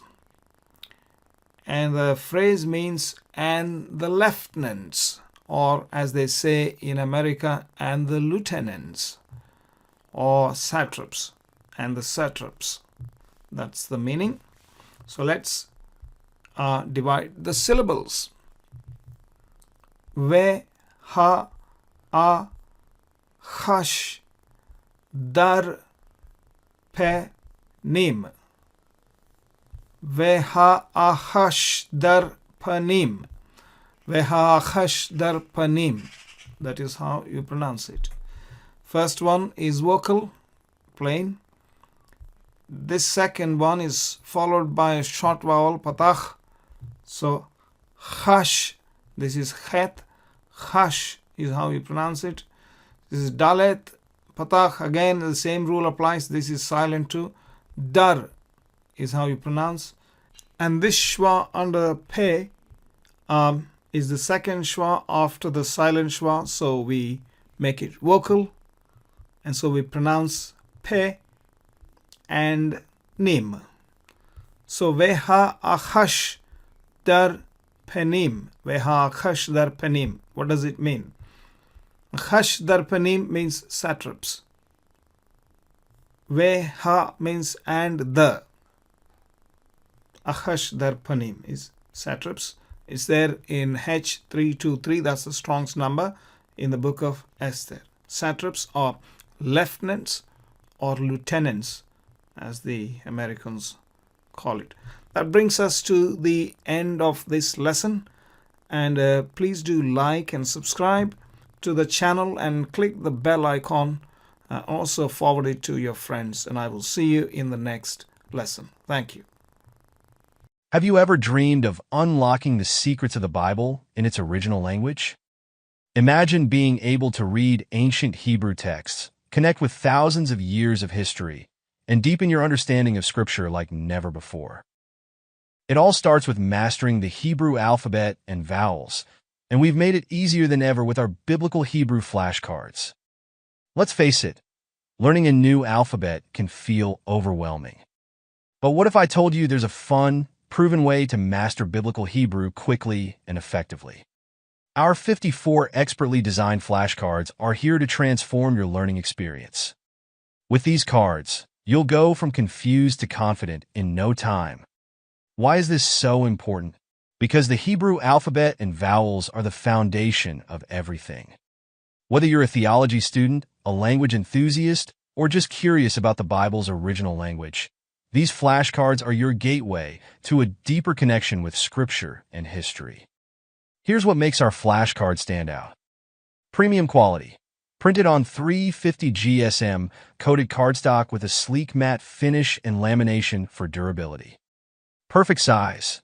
Each card measures 63 by 88 millimeters, comfortable to hold and easy to carry. Comprehensive set. Includes 34 consonant cards, 19 vowel cards, and even covers the 6 Begadkefat and 5 soffit letters. Double-sided design. Front features the Hebrew letter or vowel. Back includes the English and Hebrew names, transliteration, and pronunciation guide. It's like having a Hebrew tutor in your pocket. Don't just take our word for it. Our flashcards have earned rave reviews on Etsy. Customers love how these cards have accelerated their Hebrew learning journey, praising the high-quality materials and clear, easy-to-read design. One reviewer said, "Love them. They're my go-to instead of YouTube. Loving it. Oh, much unwasted time now profitably used learning Hebrew. Thanks." Cards very good quality, as good as high-quality playing cards. Ready to start your Hebrew adventure? It's as easy as scanning a QR code. Each set comes with a special card that gives you instant access to usage instructions and a quick way to order more. Or simply click the link below to get your hands on these game-changing flashcards today. Your biblical Hebrew flashcards will arrive in a stylish, printed tuck box made of 300 GSM coated paper with a matte laminate finish, shrink-wrapped to ensure it reaches you in perfect condition. But here's the thing. Every moment you wait is a moment you could already be learning. Don't put off your Hebrew journey any longer. Click the link or scan the QR code now to order your flashcards. Start turning those mysterious symbols into familiar friends and open the door to a world of biblical understanding. Your journey to reading Hebrew with confidence begins today. Order now and take the first step toward mastering biblical Hebrew. Your future self will thank you. Hi, welcome to my channel, The Hebrew Bible. This is Moses Gumadi, and in this episode I would like to talk about furtive patach. Furtive patach. This is helpful to read, therefore I have put it as a part 7 of the lesson to read the Hebrew Bible. So let's look at a few examples of furtive patach. What is furtive patach?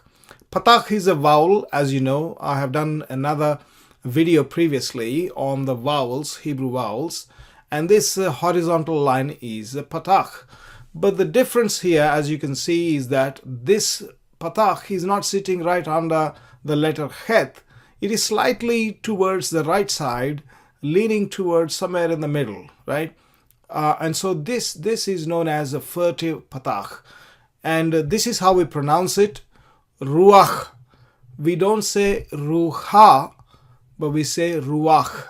That means the sound of the patach comes first and then the letter het. Okay? Ruach. Ruach means spirit.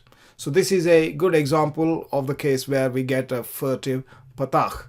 The next one is the name of Noah, Noach, Noach. And again, here we have a furtive patach. There is another guy, Manoah. Manoah was the father of Samson, and Samson's name was Shimshon in Hebrew. Shimshon. Shimshon's father was Manoah. Manoah. And then we have this well-known word, Mashiach. Mashiach means the anointed one or the Christ. It could apply to a priest or to a king, whoever is anointed. Mashiach. There is another word, Sameach. You know, during the festival times, the Jews greet each other, Chag Sameach. So that is like a happy festival day or whatever. Sameach is rejoicing. Sameach. Okay. In all of these, what you have noticed is that this letter het is there. Ach is what is noticed, right? Mashiach, Sameach, Mizbeach, which is an altar. Mizbeach. Yereach. Yereach is moon. Okay. And that's it. Those are the examples with furtive patach under the letter het, which is of course slightly towards the right of the het. That means you pronounce patach first and the letter het. Now we have the examples of the furtive patach with ayin. Ayin is the letter. Yeshua. Yeshua is Jesus. So again, it may not be that discernible as it is in the case of het, because the furtive sound is R sound and ayin sound is also almost R sound. Therefore, it sort of dissolves. It's not always very clear unless you pronounce ayin very clearly. Yeshua. Okay. Yehoshua. Again, the same case. Furtive patach. Hosea. Hosea is again furtive patach. Abishua. Abishua means my father is salvation. Elishua, my God is salvation. These are names found in the Hebrew Bible. Now there is another verb, Yoshia. Yoshia means he shall save. In fact, in the Matthew's Gospel translation into Hebrew, it says, for he shall save his people from their sins, therefore he shall be named Jesus. There we have the word play, Yoshia, he shall save, and Yeshua, which is his name. Okay, that wordplay doesn't occur in Greek in the New Testament in Matthew's Gospel chapter 1. Shavua. Shavua is a week, especially the Pentecost weeks are Shavua, but with other weeks as well. Shavua. Now comes the next letter, He. And most of the times when there is a mapik, we get this. And this word is very familiar, which is Eloah. Eloah. And I'm pronouncing H like that because of the mapik, this dot here in the letter He. So Eloah. It is not Eloha. Eloah. Eloah. Next, Gevoah. It's an adjective. It means high or exalted or tall. Gevoah. Noah. Now, this is not Noah as in Noah's name. This is slightly different. It's a verb. It means wailing. It occurs only once in the entire Bible. So the meaning is a bit, uncertain, but they have translated it as wailing in some translations. But this is certainly not Noah, as in the Noah who built the ark. Okay, that letter is Het. Here we have He with a mapik, but it has a furtive patach. So then we come to the rules of furtive patach. So what are the rules? When do we have to pronounce the furtive patach? So we need to have the gutturals. The guttural letters are Aleph, He, Het, and Ayin. Aleph, He, Het, and Ayin. And of course, except Ayin, if you just take only these three letters, He, Het, and Ayin, when they occur most of the times in the end, and there is a patach under it, it is pronounced as a furtive patach. Okay? Eloah, Noah, Yeshua. Okay, that brings us to the end of this video. I hope you like it and it'll help you to pronounce Hebrew words correctly, properly. Please do like this video if you do, and comment and subscribe to my channel, and I will come back to you with new videos as soon as I can. Thank you very much. Shalom, this is Moses Gumadi. Welcome to my channel, The Hebrew Bible, and in this video we'll talk about Qamats qatan or Qamats chatuf, as it is called. This particular vowel symbol, T-looking symbol, which sometimes is pronounced as O instead of A. Okay, that's what we're going to look at. It's called Qamats qatan, not just the Qamats. Okay, so let's read Genesis 10 verse 29.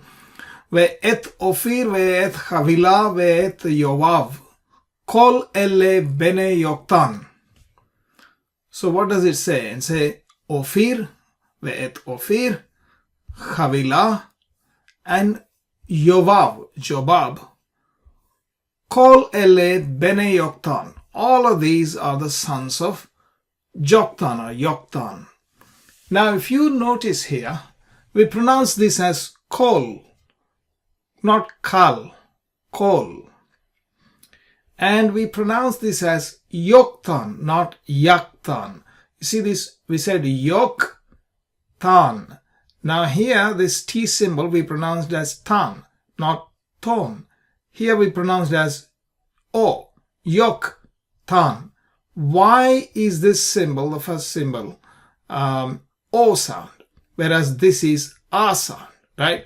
So this one that we pronounce as O is Qamats, qatan. And why is it Qamats, qatan? Is there a difference between them? There is no difference visually. Okay? There's no difference visually. But there are some rules. Although I must warn you that these rules don't work 100% of the time. So let's take it then with a pinch of salt. Let's begin to look at the rules. This rule is from Wayne Green's grammar book, which is a practical grammar for classical Hebrew, J. Wayne Green. Okay, he says a syllable which is closed and unaccented must have a short vowel. And using this rule, we can determine many cases where Qamats, qatan or O sound can be used. Now let's go one by one. When you say a closed syllable, what does it mean? Let's take this word Adam. A is an open syllable, but Dam is a closed syllable. So this is the difference between closed and open syllables. Now he says a syllable which is closed, not only closed, and he says and unaccented must have a short vowel. What is unaccented? It means that, remember this, the text that I have shown in one of my earlier videos, how to read the Hebrew Bible. These three words are taken from Genesis chapter 1, verse 1, Bereshit bara Elohim. And these red dots are obviously, for those of you who are following my channel, you would know that these are vowels. And these green ones are called cantillation or te'amim. And they are used for various purposes, including stress and the accented, the thing we are talking about, unaccented, means the syllable that lacks the accent. Here in this case, bereshit. So the shit syllable has an accent. Bara, ra syllable has an accent. Elohim, him has an accent. Therefore, you stress on it. You say Bereshit bara Elohim. So that's the stress on the last syllables in all these three cases. Almost every word, not always, but almost every word in the Hebrew Bible will have an accent like this. So an accent is a symbol which is other than the vowel. Okay, you can find it. You can switch on and off the accents in the Blue Letter Bible as well, which I told you in one of my earlier videos. Now, the last point then, a syllable which is closed and unaccented must have a short vowel. Okay, a short vowel is, we have all these vowels, right? I have discussed these vowels in a separate video. We have reduced or very short vowels, which have like basically, like a sheva and a patach and a sheva and a segol, sheva and a qamats. So these are like short, these are called compound sheva and sheva. Okay. These are reduced or very short vowels. Short vowels are patach, segol, chirik. This is the qamats, qatan we are talking about. It looks like qamats.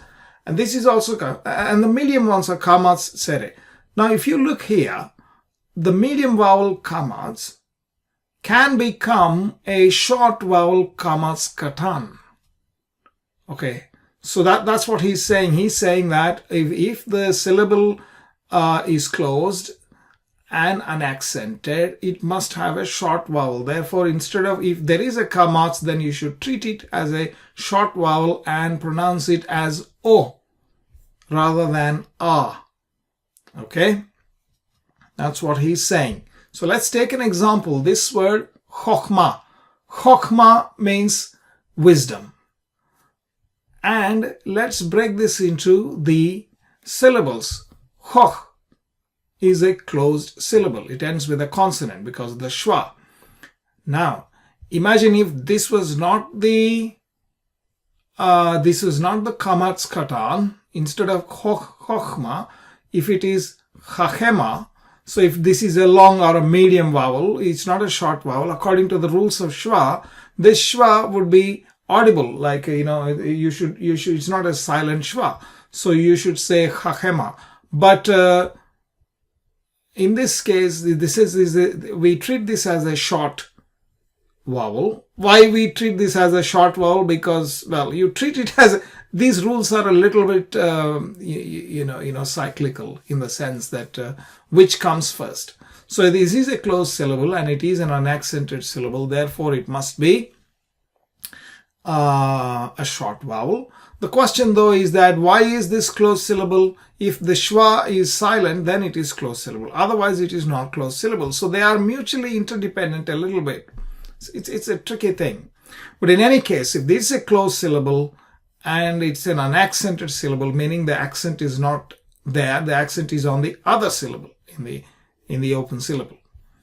Okay, so we pronounce it as chokhmah. Let's look at another example. Vayakom, the kof. Here, if you break up the syllables, here you have the accented syllable here, unaccented. So on the unaccented syllable, it is closed syllable. There is no doubt whatsoever. This is indeed closed syllable. We are not really depending on any absence or presence of shwa. So vayakom, period. This works 100% of the time. There is no question whatsoever. Okay. Take one more example. This is choneni, not chaneni. Choneni. Choneni, why choneni? Because you do the same thing, just like chokhmah, except that you see this one, Dagesh here, whenever, this is the third case where you have the letter following the qamats with a Dagesh. And you have the stress in this syllable rather than the previous syllable, which contains the qamats. If that's the case, then choneni is actually technically chonneni. Chonneni. So we split the nun into two because of the Dagesh. It's called doubling or gemination. So essentially, the Dagesh is nothing but two nuns. Chonneni. Chon plus neni becomes chonneni. So na. The gemination or doubling of na sound because of the Dagesh comes because of these two nuns. And therefore, when you split it like this syllable is actually closed. Chon, neni. So since this is a closed syllable and it is an unaccented syllable, we treat it with a short vowel, which is qamats qatan, and therefore we pronounce choneni. Okay, these are the three examples, main examples that are given in most standard Hebrew grammar textbooks. So that's why we've taken these examples, and this is how it works. So if you go back quickly, so chokhmah, you split the syllable, you should have a closed syllable and an accented syllable, then most likely this is qamats qatan, so you pronounce a chokhmah. Okay, not qamats gadol, which is a chachema. If it is a big one, then a chachema. Then if it is a small one, then a chokhmah. Okay, vayakom. This is again, when you do the split, this is no doubt a closed syllable. There is no way of any ambiguity here. So this must be kom. There's no other way. So these cases are very easy. And the third case is also very easy when there is a Dagesh. Okay, when there is a Dagesh, you can split it and this becomes a closed syllable. But again, we get into the problem similar to chokhmah because one could argue, is this a closed syllable or not? But this is a closed syllable. We know there is no shva here.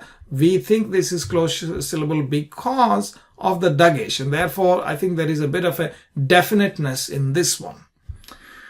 Right, the fourth example is wherever you have this word kol followed by a makef, right? It's called a makef. It's like a bridle. Then usually the stress is on the other syllable, the next after the makef. This word is pronounced as kol because it occurs before, and the purpose of this makef is that you need to pronounce both the words together very rapidly without much gap. You should say kol elle, kol elle. It's not kol elle. You should not give much gap. You should quickly pass through the words and don't give much gap. That's the intent of this bridle called makef.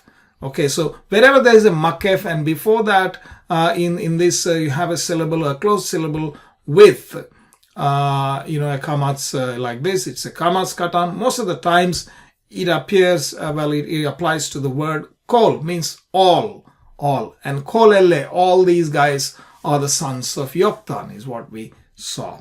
Okay, right, now I applied those rules to all the words that have similar things. Now, for example, here we have Yarovam, that is Jeroboam. So here we have the qamats and the syllable is closed, Rav, and here we have the accent in the next syllable. Therefore, Yarovam. Yarovam is Jeroboam. Okay. Chochma. We have Chochma. Now the problem, okay, so let's hold on this one. Here, this is Vayakom, Vayamot. But we have here Adam. We don't say Adom, similar to Vayakom. We don't say Adom, but they similarly look similar, notice. So how are we going to deal with it? See, this Hayata, for example, this word, Hayata. Oh, by the way, let me go back. So what I've done is I've taken the Chochma and tried to get words similar to Chochma. Okay, you have a closed syllable in the front and then the next syllable has a stress or the accent. So that way they resemble Chochma. These are the words and these are the counts. Similarly, I got some words similar to Vayakom. Similarly, words similar to Choneni. But there is a problem with this, as I said. This is not Hoita, this is Hayata, and well known, we pronounce it Hayata. Similarly, this word is Ameru, not Omru. Therefore, it looks like this rule isn't really working, is it? So we had a big discussion. Now take this Hayata. The word Hayata, if you do split, it's a closed syllable, it's an unaccented syllable, this is accented syllable, pretty much similar to Chochma, but it's not Hoita, it's Hayata. So this is not actually a closed syllable. You should draw another line after He, and that He and this Qamats becomes an open syllable, and then Yod with a Shva, the vocal shva becomes another syllable, and then so there are three syllables, Hayata. If you make this a closed syllable, it becomes Hoita. So it is not Hoita, it is Hayata. Actually, it's not Hoita. Hayata is correct. So what are we going to do? So we had a discussion with a lot of Hebrew experts on one of the forums, and it turned out that the suggestion by a couple of people were like, okay, let's try the nouns. If you try the nouns, only nouns, because the Chochma is a noun, so I get all the nouns. But in most cases, it will work. For example, Korbano, Korban. It's not Karban, it's Korban. Similar to Chochma. However, there are a couple of exceptions pointed out. This one, that one. Okay. these are no exceptions. These are fine. Vayakom, Vayamot, Vayamod, Vayanos, Vayarots, Vattakom, Vattamot, etc. Okay, these are pretty much okay. There's no problem with this central pillar. But, however, the third one has a problem. Vate, Vatim or Batim, Vatim, this Bevatechem. In all these cases, it is not Votim, it is Vatim. Vatim is not Votim. This is not Qamats qatan. Even though it looks technically similar to Honeni, because the first letter you can write like that. And why are they exceptions? There seems to be exceptions to the rules, so these rules are not really robust.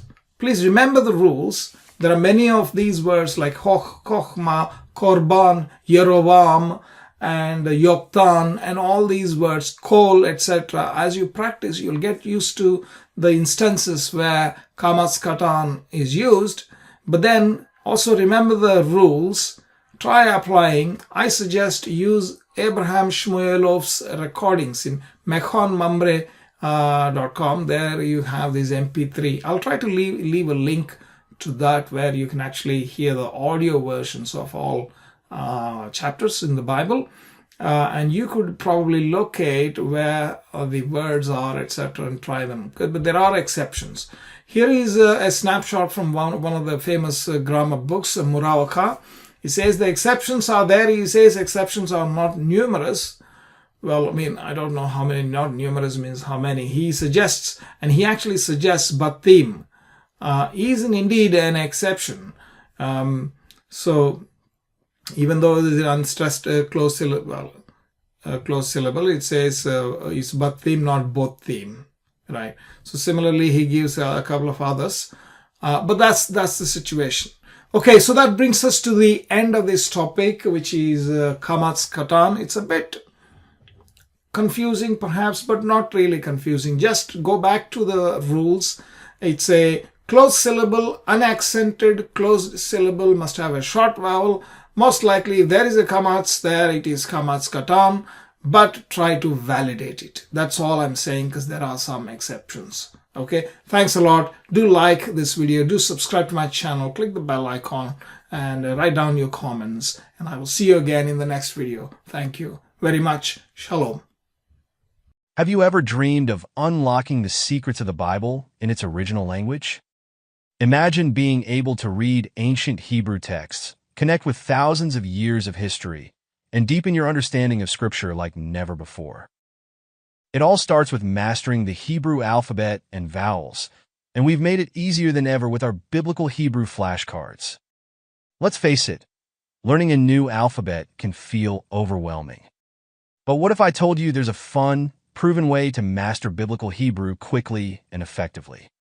Our 54 expertly designed flashcards are here to transform your learning experience. With these cards, you'll go from confused to confident in no time. Why is this so important? Because the Hebrew alphabet and vowels are the foundation of everything. Whether you're a theology student, a language enthusiast, or just curious about the Bible's original language, these flashcards are your gateway to a deeper connection with Scripture and history. Here's what makes our flashcard stand out. Premium quality. Printed on 350 GSM, coated cardstock with a sleek matte finish and lamination for durability. Perfect size. Each card measures 63 by 88 millimeters, comfortable to hold and easy to carry. Comprehensive set. Includes 34 consonant cards, 19 vowel cards, and even covers the 6 Begadkefat and 5 soffit letters. Double-sided design. Front features the Hebrew letter or vowel. Back includes the English and Hebrew names, transliteration, and pronunciation guide. It's like having a Hebrew tutor in your pocket. Don't just take our word for it. Our flashcards have earned rave reviews on Etsy. Customers love how these cards have accelerated their Hebrew learning journey, praising the high-quality materials and clear, easy-to-read design. One reviewer said, "Love them. They're my go-to instead of YouTube." Loving it. Oh, much unwasted time now profitably used learning Hebrew. Thanks. Cards very good quality, as good as high-quality playing cards. Ready to start your Hebrew adventure? It's as easy as scanning a QR code. Each set comes with a special card that gives you instant access to usage instructions and a quick way to order more. Or simply click the link below to get your hands on these game-changing flashcards today. Your biblical Hebrew flashcards will arrive in a stylish, printed tuck box made of 300 GSM coated paper with a matte laminate finish, shrink-wrapped to ensure it reaches you in perfect condition. But here's the thing. Every moment you wait is a moment you could already be learning. Don't put off your Hebrew journey any longer. Click the link or scan the QR code now to order your flashcards. Start turning those mysterious symbols into familiar friends and open the door to a world of biblical understanding. Your journey to reading Hebrew with confidence begins today. Order now and take the first step toward mastering biblical Hebrew. Your future self will thank you. Hello, welcome to my channel, The Hebrew Bible. This is Moses Gumadi. Today, let us read Genesis chapter 1, verses 1 to 5 in Hebrew. Genesis chapter 1, verses 1 to 5. We'll read the first verse. Bereshit bara Elohim et hashamayim ve'et haaretz. In the beginning, God created the heaven and the earth, or the heavens and the earth. Let's read again in Hebrew. Bereshit bara Elohim et hashamayim ve'et haaretz. Second verse. Ve'haaretz hayata tohu vavohu ve'choshech al pene tehom ve'ruach Elohim merachefet al pene hamayim.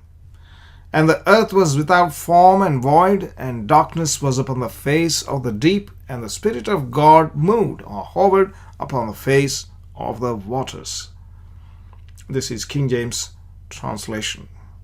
Let us read this verse again, verse 2.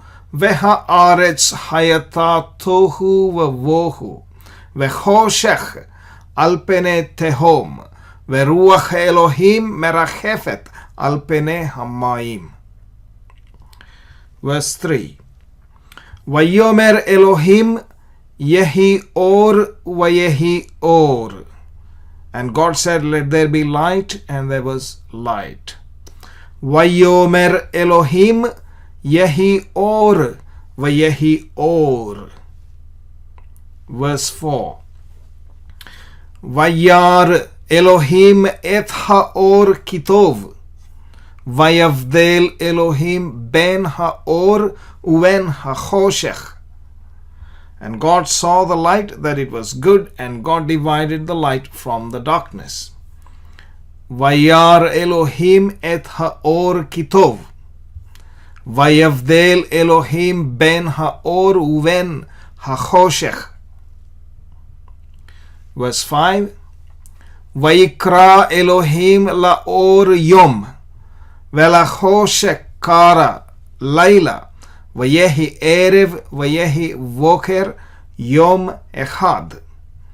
And God called the light day, and the darkness he called night, and the evening and the morning were the first day in the King James, or the day one, as it says in Hebrew, yom echad.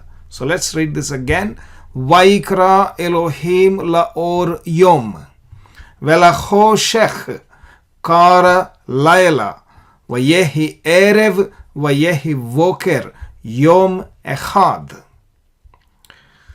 I hope you liked this video. Please do like and comment here on this video, and subscribe to my channel, forward it to your friends, and I will see you in the next video. Thank you very much. Hello, welcome to my channel, The Hebrew Bible. This is Moses Gumadi, and today let us read Genesis chapter 1, verses 6 to 8 in Hebrew. Genesis 1, 6 to 8 in Hebrew.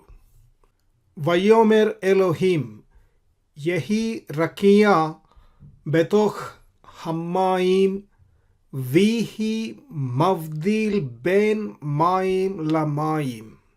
Let's read again. Vayomer Elohim yehi rakia betoch hamayim vihi mavdil ben maim lamayim. And God said, let there be a firmament, rakia, in the midst of the waters. Betoch is midst. And let it divide the waters from the waters. Verse 7. Vayas Elohim et harachia vayavdel ben hamayim asher mitachat larakia uven hamayim asher me'al larakia vayehi chen. Let's read again. Vayas, this is Ain, I'm pronouncing as Nga.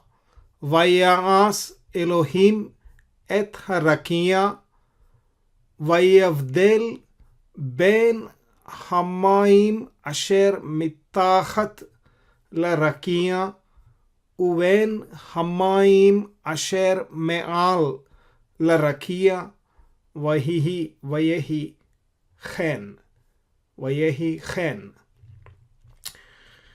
And God made the firmament, vayas, that is to make, asa, asa is the verb, and God made the firmament, etharakia, that's the firmament, and divided, right, vayavdel, bein means between, maim, hamayim, asher mitachat larakia, the water that is in the midst, etc. Okay, let's go to verse 8. The last verse in this section, which ends with the second day. Vaikra Elohim larakia shamayim. Vayehi erev vayehi voker yom sheni. And God called the firmament heaven. So Vaikra, so he called, and he called Vaikra Elohim, so God, and God called larakia, means he called the rakia, which is the firmament, shamayim, heavens. Vayehi erev, erev is evening, vayehi voker is morning, and it happened the morning, and it happened the evening, and it happened the morning. Yom, day, that's Yom Shani, there's a day too. Okay, Voker is morning, Voker Tov is good morning. So that brings us to the end of Genesis chapter 1, verses 6 to 8. Please do like the video, comment and subscribe, and I will see you shortly in the next video. Thank you very much. Hello, welcome to my channel, The Hebrew Bible. This is Moses Gumadi, and in this episode, let us read Genesis chapter 1, verses 9 to 13 in Hebrew. Verse 9.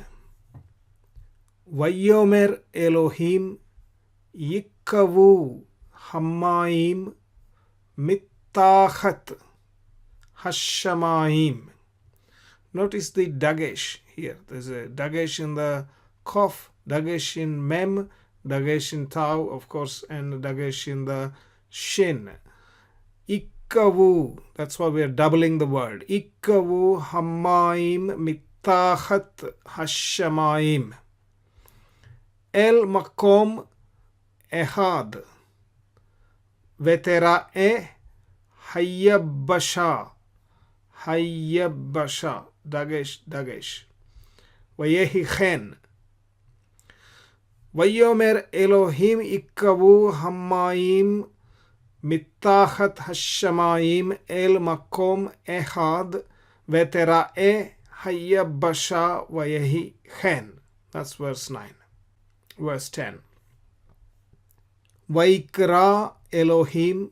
By now you may have seen a Vaikra coming a lot of times. Kara means to call. So Vaikra is a Vaiktol form of a verb. It's like a past tense, is a perfect tense rather, or perfect verb. Imperfect and perfect. Well, let's not go into the grammar, but basically that's what it is. Vaiktol, Vaikra Elohim, Layabasha, Eretz, Ulmikve, Hamaim, Kara Yamim, Vayar Elohim Kitov. See, he called the waters the seas. It says, Ul mikve hamaim kara yamim. Kara yamim. Called he seas. He called seas. Vayar Elohim kitov. Vayar. That is to see. And God saw that it was good. Kitov. Tov is good. Verse 11. Vayomer Elohim. Amar. Amar means to speak. That's again Vaiktol form of the verb. Vayomer Elohim tad she haaretz deshe esev mazria zera etz peri ose peri lemino asher zar'o vo al haaretz YHVH. A lot of ayns are there. Let's read again. Vayomer Elohim tad she haaretz deshe. Now see the ayn. Esev mazria zera etz peri ose peri lemino asher zar'o vo al haaretz YHVH. Verse 12, it's almost the same. It repeats but slightly in a different way. Instead of tadse haaretz, vetotse haaretz deshe. Esev mazria zera leminehu. Ve etz. Etz is trees. Okay, etz is trees. Ose peri asher zar'o vo. Zara is a seed. Zara, that's the seed. Leminehu vayar Elohim kitov. So let's read again. Vatotse haaretz deshe esev mazria zera leminehu ve'etz ose peri asher zar'o vo leminehu vayar Elohim kitov. Vayehi erev vayehi voker yom shelishi. This is and the evening and the morning were the third day. Yom shelishi is the third day. Erev is the evening. Voker is the morning. Voker tov means of boker tov. If there is a Dagesh, is the dot here, then is boker tov. It says here it is voker, which is morning. Voker, and you have the tov here. That's where you get the good morning. Thank you for watching. Please do like and comment and subscribe to this channel, and I will see you shortly in the next video. Thank you very much.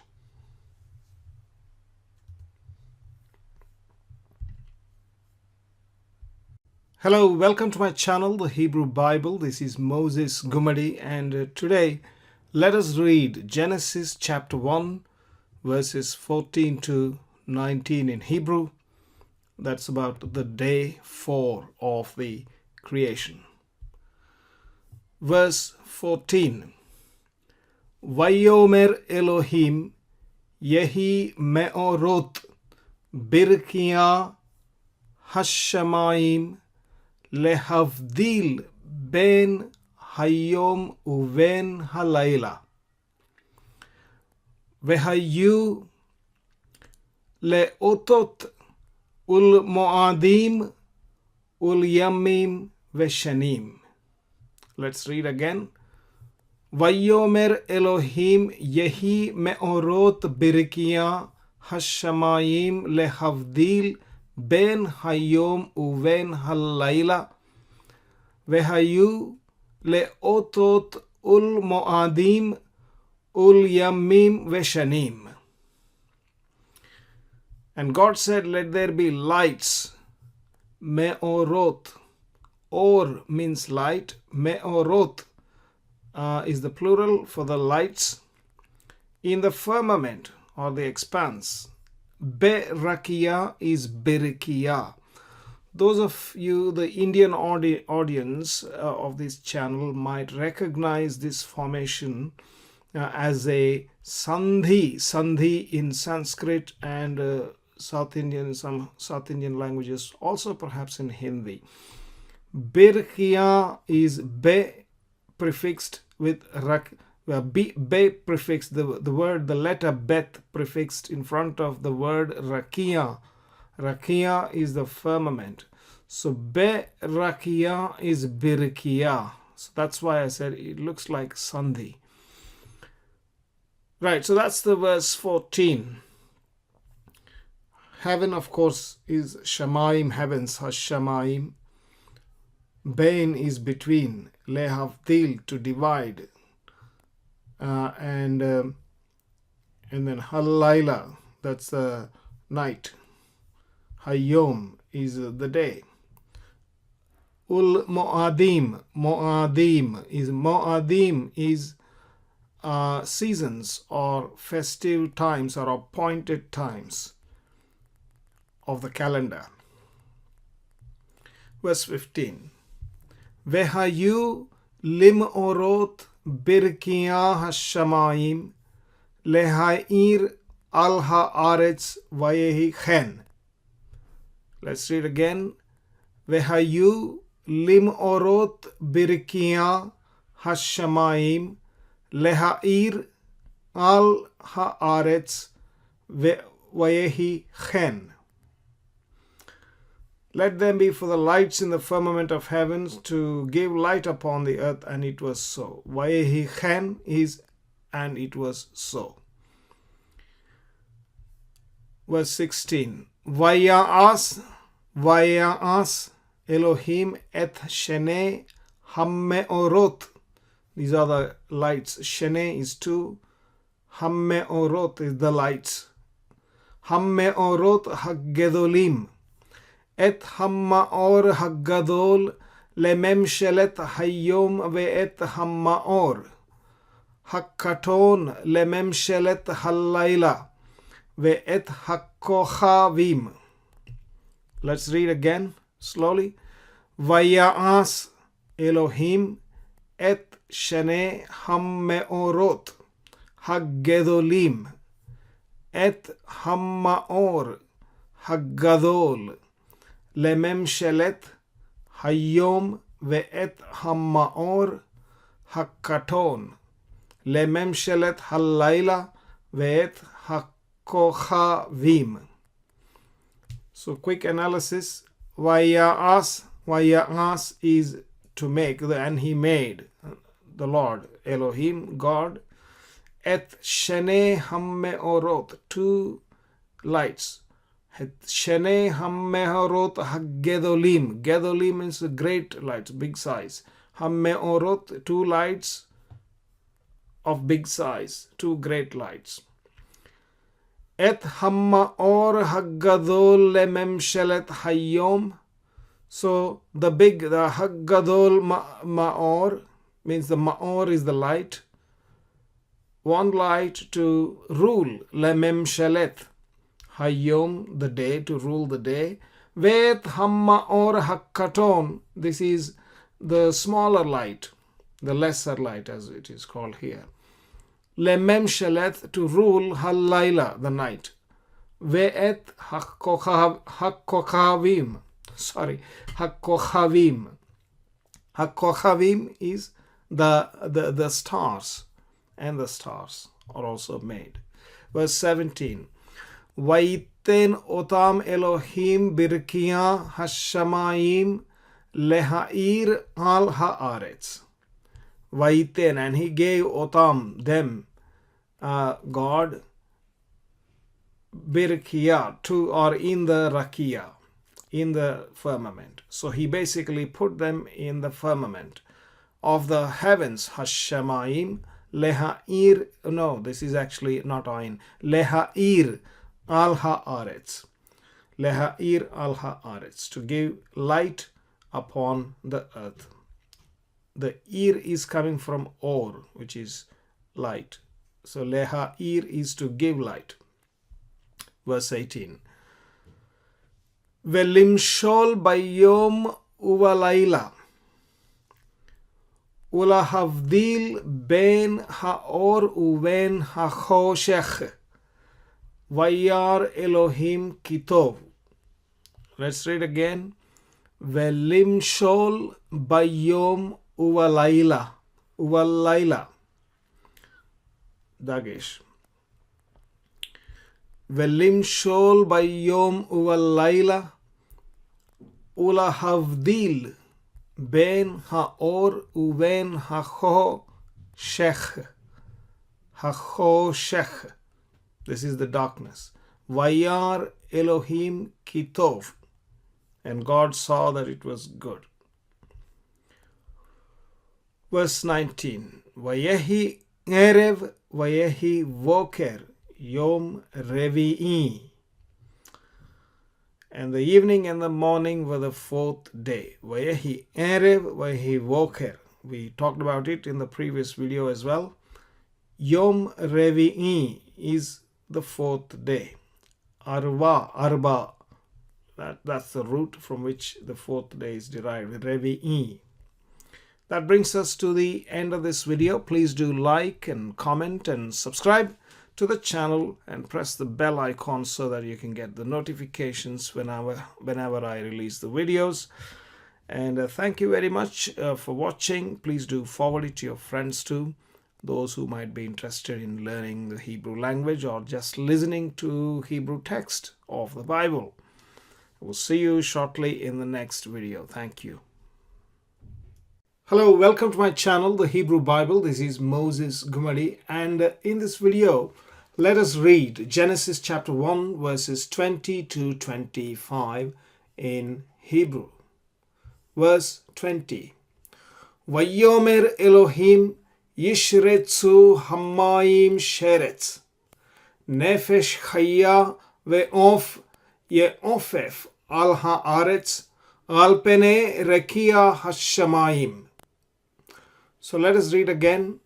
Vayomer Elohim yishretzu hamayim sheretz nefesh chaya ve'of, ayin here, of ye'ofef al haaretz al pene rekia hashamayim. So there is a shwa here, that's why I'm pronouncing as rekia instead of rakia. Let us read verse 21. Vayivra Elohim et hattaninim haggedolim ve'et kol nefesh hachaya haromeset asher shartzu hamayim leminehem ve'et kol of kanaf leminehu vayar Elohim kitov. Let us read again, word by word. Vayivra Elohim et hattaninim. You see, there is a Dagesh here. Dagesh here, Dagesh here. Hattaninim. Haggedolim. Ve'et kol nefesh. Hachaya. Again, Dagesh. Hachaya. Haromeset. This is shin with a dot on the left hand side, so you pronounce as sin. Haromeset asher shartzu, shin with a dot on the right hand side. Shartzu hamayim leminehem. Ve'et kol of, this is ayin kanaf, wings, those are. Leminehu, Vayar Elohim Kitov. Again, Vayar, so you have a dot here, Dagesh, so you stress that yod, or double the yod, Vayar, Vayivra, etc. Verse 22. Vayvarech otam Elohim lemor peru urvu umil'u et hamayim bayamim veha'of yirev ba'aretz. Let us read again. Vayvarech. There is no Dagesh here. Like previously, Vayomer, etc. We did not pronounce, the double Y, right? Vayvarech otam Elohim lemor. Aleph has no pointing, so basically you ignore Aleph. Lemor. Peru urvu umil'u et hamayim bayamim. Dagesh. Twice once in yod, another time in mem. Bayamim. Veha'of yirev ba'aretz. Verse 23. Vayehi erev, vayehi vocher, yom chamishi. This is the fifth day. Chamishi. Verse 24.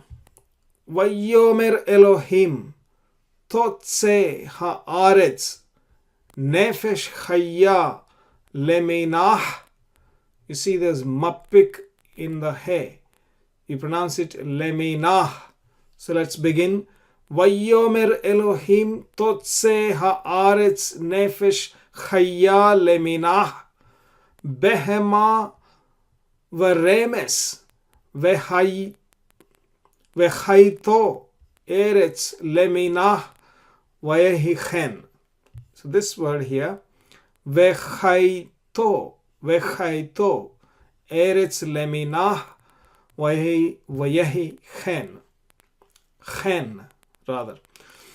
You see, Israeli pronunciation doesn't seem to make any differentiation between the chaf without a dot, obviously. If there is a dot, then you pronounce as k, kaf. But if there is no dot, if there is a dot, you pronounce as k. And if there's no dot, you pronounce as chaf, chen. Now, the letter chet, that's how I pronounced chet, is pronounced as chen in Israeli pronunciation, but originally the chet was pronounced as chet. So it's like h but with a stressed h, different from chen. So sometimes because of habit I might pronounce this as chet. Sometimes being conscious of it I might pronounce as chet. So vachayto, this is, or vachayto eretz leminah vayehi chen. Verse 25.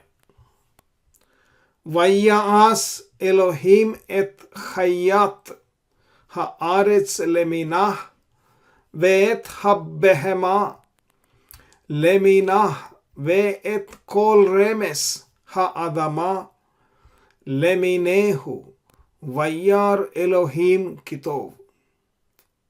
Again, let us read. Vayas, in here. So, Vayas Elohim et chayat haaretz leminah mapik ve'et habehema. There is a Dagesh, which is a ba, but here you can say habehema, because of the shva. Leminah ve'et kol remes, sin. This is not shin, but sin, because of that dot there. ha'adama leminehu vayyar Elohim kitov. That brings us to the end of this section. Please do like and comment and subscribe to my channel. And I will see you shortly in the next video. Thank you very much. Hello, welcome to my channel, the Hebrew Bible. This is Moses Gumadi, and in this video, let us read Genesis chapter 1, verses 26 to 31 in Hebrew. Let us read verse 26. Vayomer Elohim na'aseh Adam betsalmenu kidmutenu.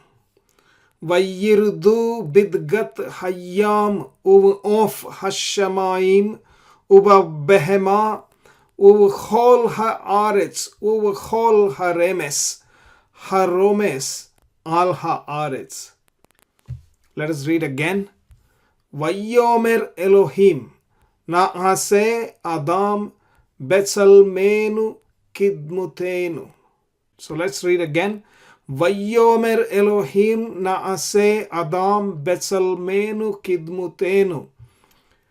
Ve'yirdu bidgat hayyam of hashamayim behema chol haaretz chol haromes al haaretz. Okay, verse 27.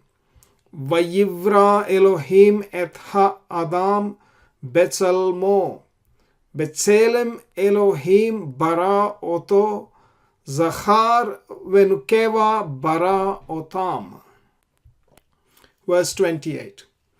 Vayvarech otam Elohim. Vayomer lahem Elohim. Peru uru umil'u et haaretz. Vehiv shuha. So the 4 syllables here. Vehiv shuha. Urdu bidgat hayyam. Of hashamayim. Chol hayya. Haromeset al haaretz. Let us read this verse again. Vayvarech otam Elohim. Vayomer lahem Elohim. Peru urvu umil'u et haaretz. Vehiv shuha. Urdu bidgat hayyam. Of hashamayim. Chol hayya. Haromeset al haaretz. Verse 29. Vayomer Elohim.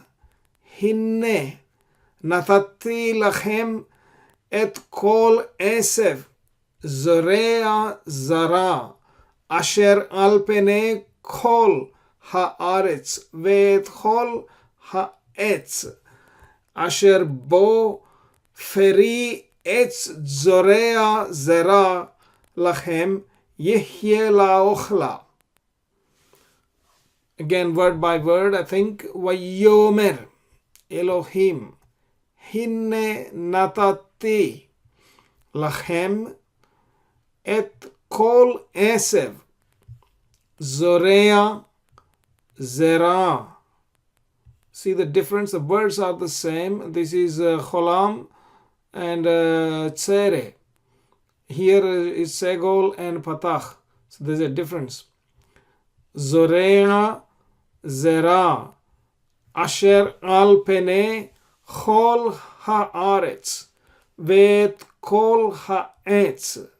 See, when the kol comes, kol means all. Sometimes it comes with a dot. When say pronounce kol, here it is no dot, and so chol. Al pene chol haaretz ve'et kol haetz asher bo. In some places, this Dagesh is not there, so you pronounce it Asher Vo. Here we say Asher Bo Feri. It doesn't say Peri as in the previous verses. For example, okay, this is Pene. Peri or Feri here. There is no dot. Feri etz means fruit trees. Zorea zara lachem. Yehye laochla. la ochla. So this is Qamats.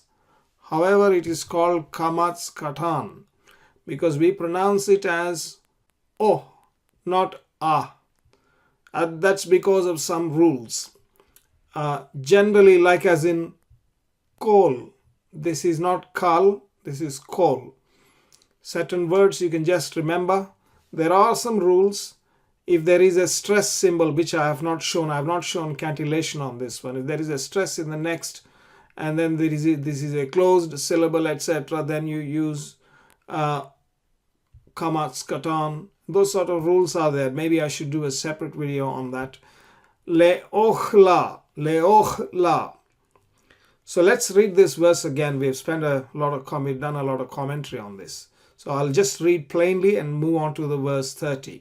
Vayomer Elohim hinne natati lachem et kol esev zorea zara asher al pene kol haaretz ve'et kol haetz asher bo feri etz zorea zara lachem yihye la ochla. Okay, next verse 30. Ulchol chayat haaretz, ulchol of hashamayim, ulchol romes al haaretz asher bo nefesh chaya et kol yerek esev leochla vayhi chen.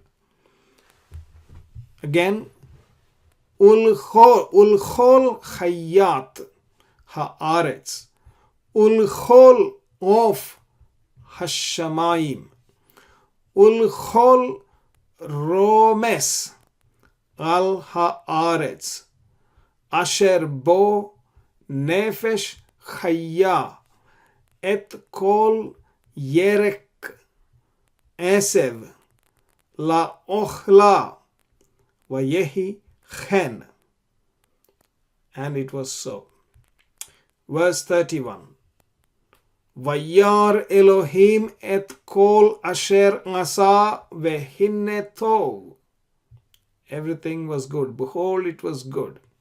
Vehinne tov me'od. Very good. Vayehi erev vayehi voker yom hashishi. So let's read the last verse again. Vayar Elohim et kol asher asa vehinne tov me'od. Vayehi erev vayehi voker yom hashishi. This is the 6th day. That brings us to the end of Genesis chapter 1 reading. Please do like the video and make your comment below. And do please subscribe to the channel and press the bell icon so that you can receive notifications of more videos to come. And I will see you in the next video. Thank you very much. Have you ever dreamed of unlocking the secrets of the Bible in its original language? Imagine being able to read ancient Hebrew texts, connect with thousands of years of history, and deepen your understanding of Scripture like never before. It all starts with mastering the Hebrew alphabet and vowels, and we've made it easier than ever with our biblical Hebrew flashcards. Let's face it, learning a new alphabet can feel overwhelming. But what if I told you there's a fun, proven way to master biblical Hebrew quickly and effectively? Our 54 expertly designed flashcards are here to transform your learning experience. With these cards, you'll go from confused to confident in no time. Why is this so important? Because the Hebrew alphabet and vowels are the foundation of everything.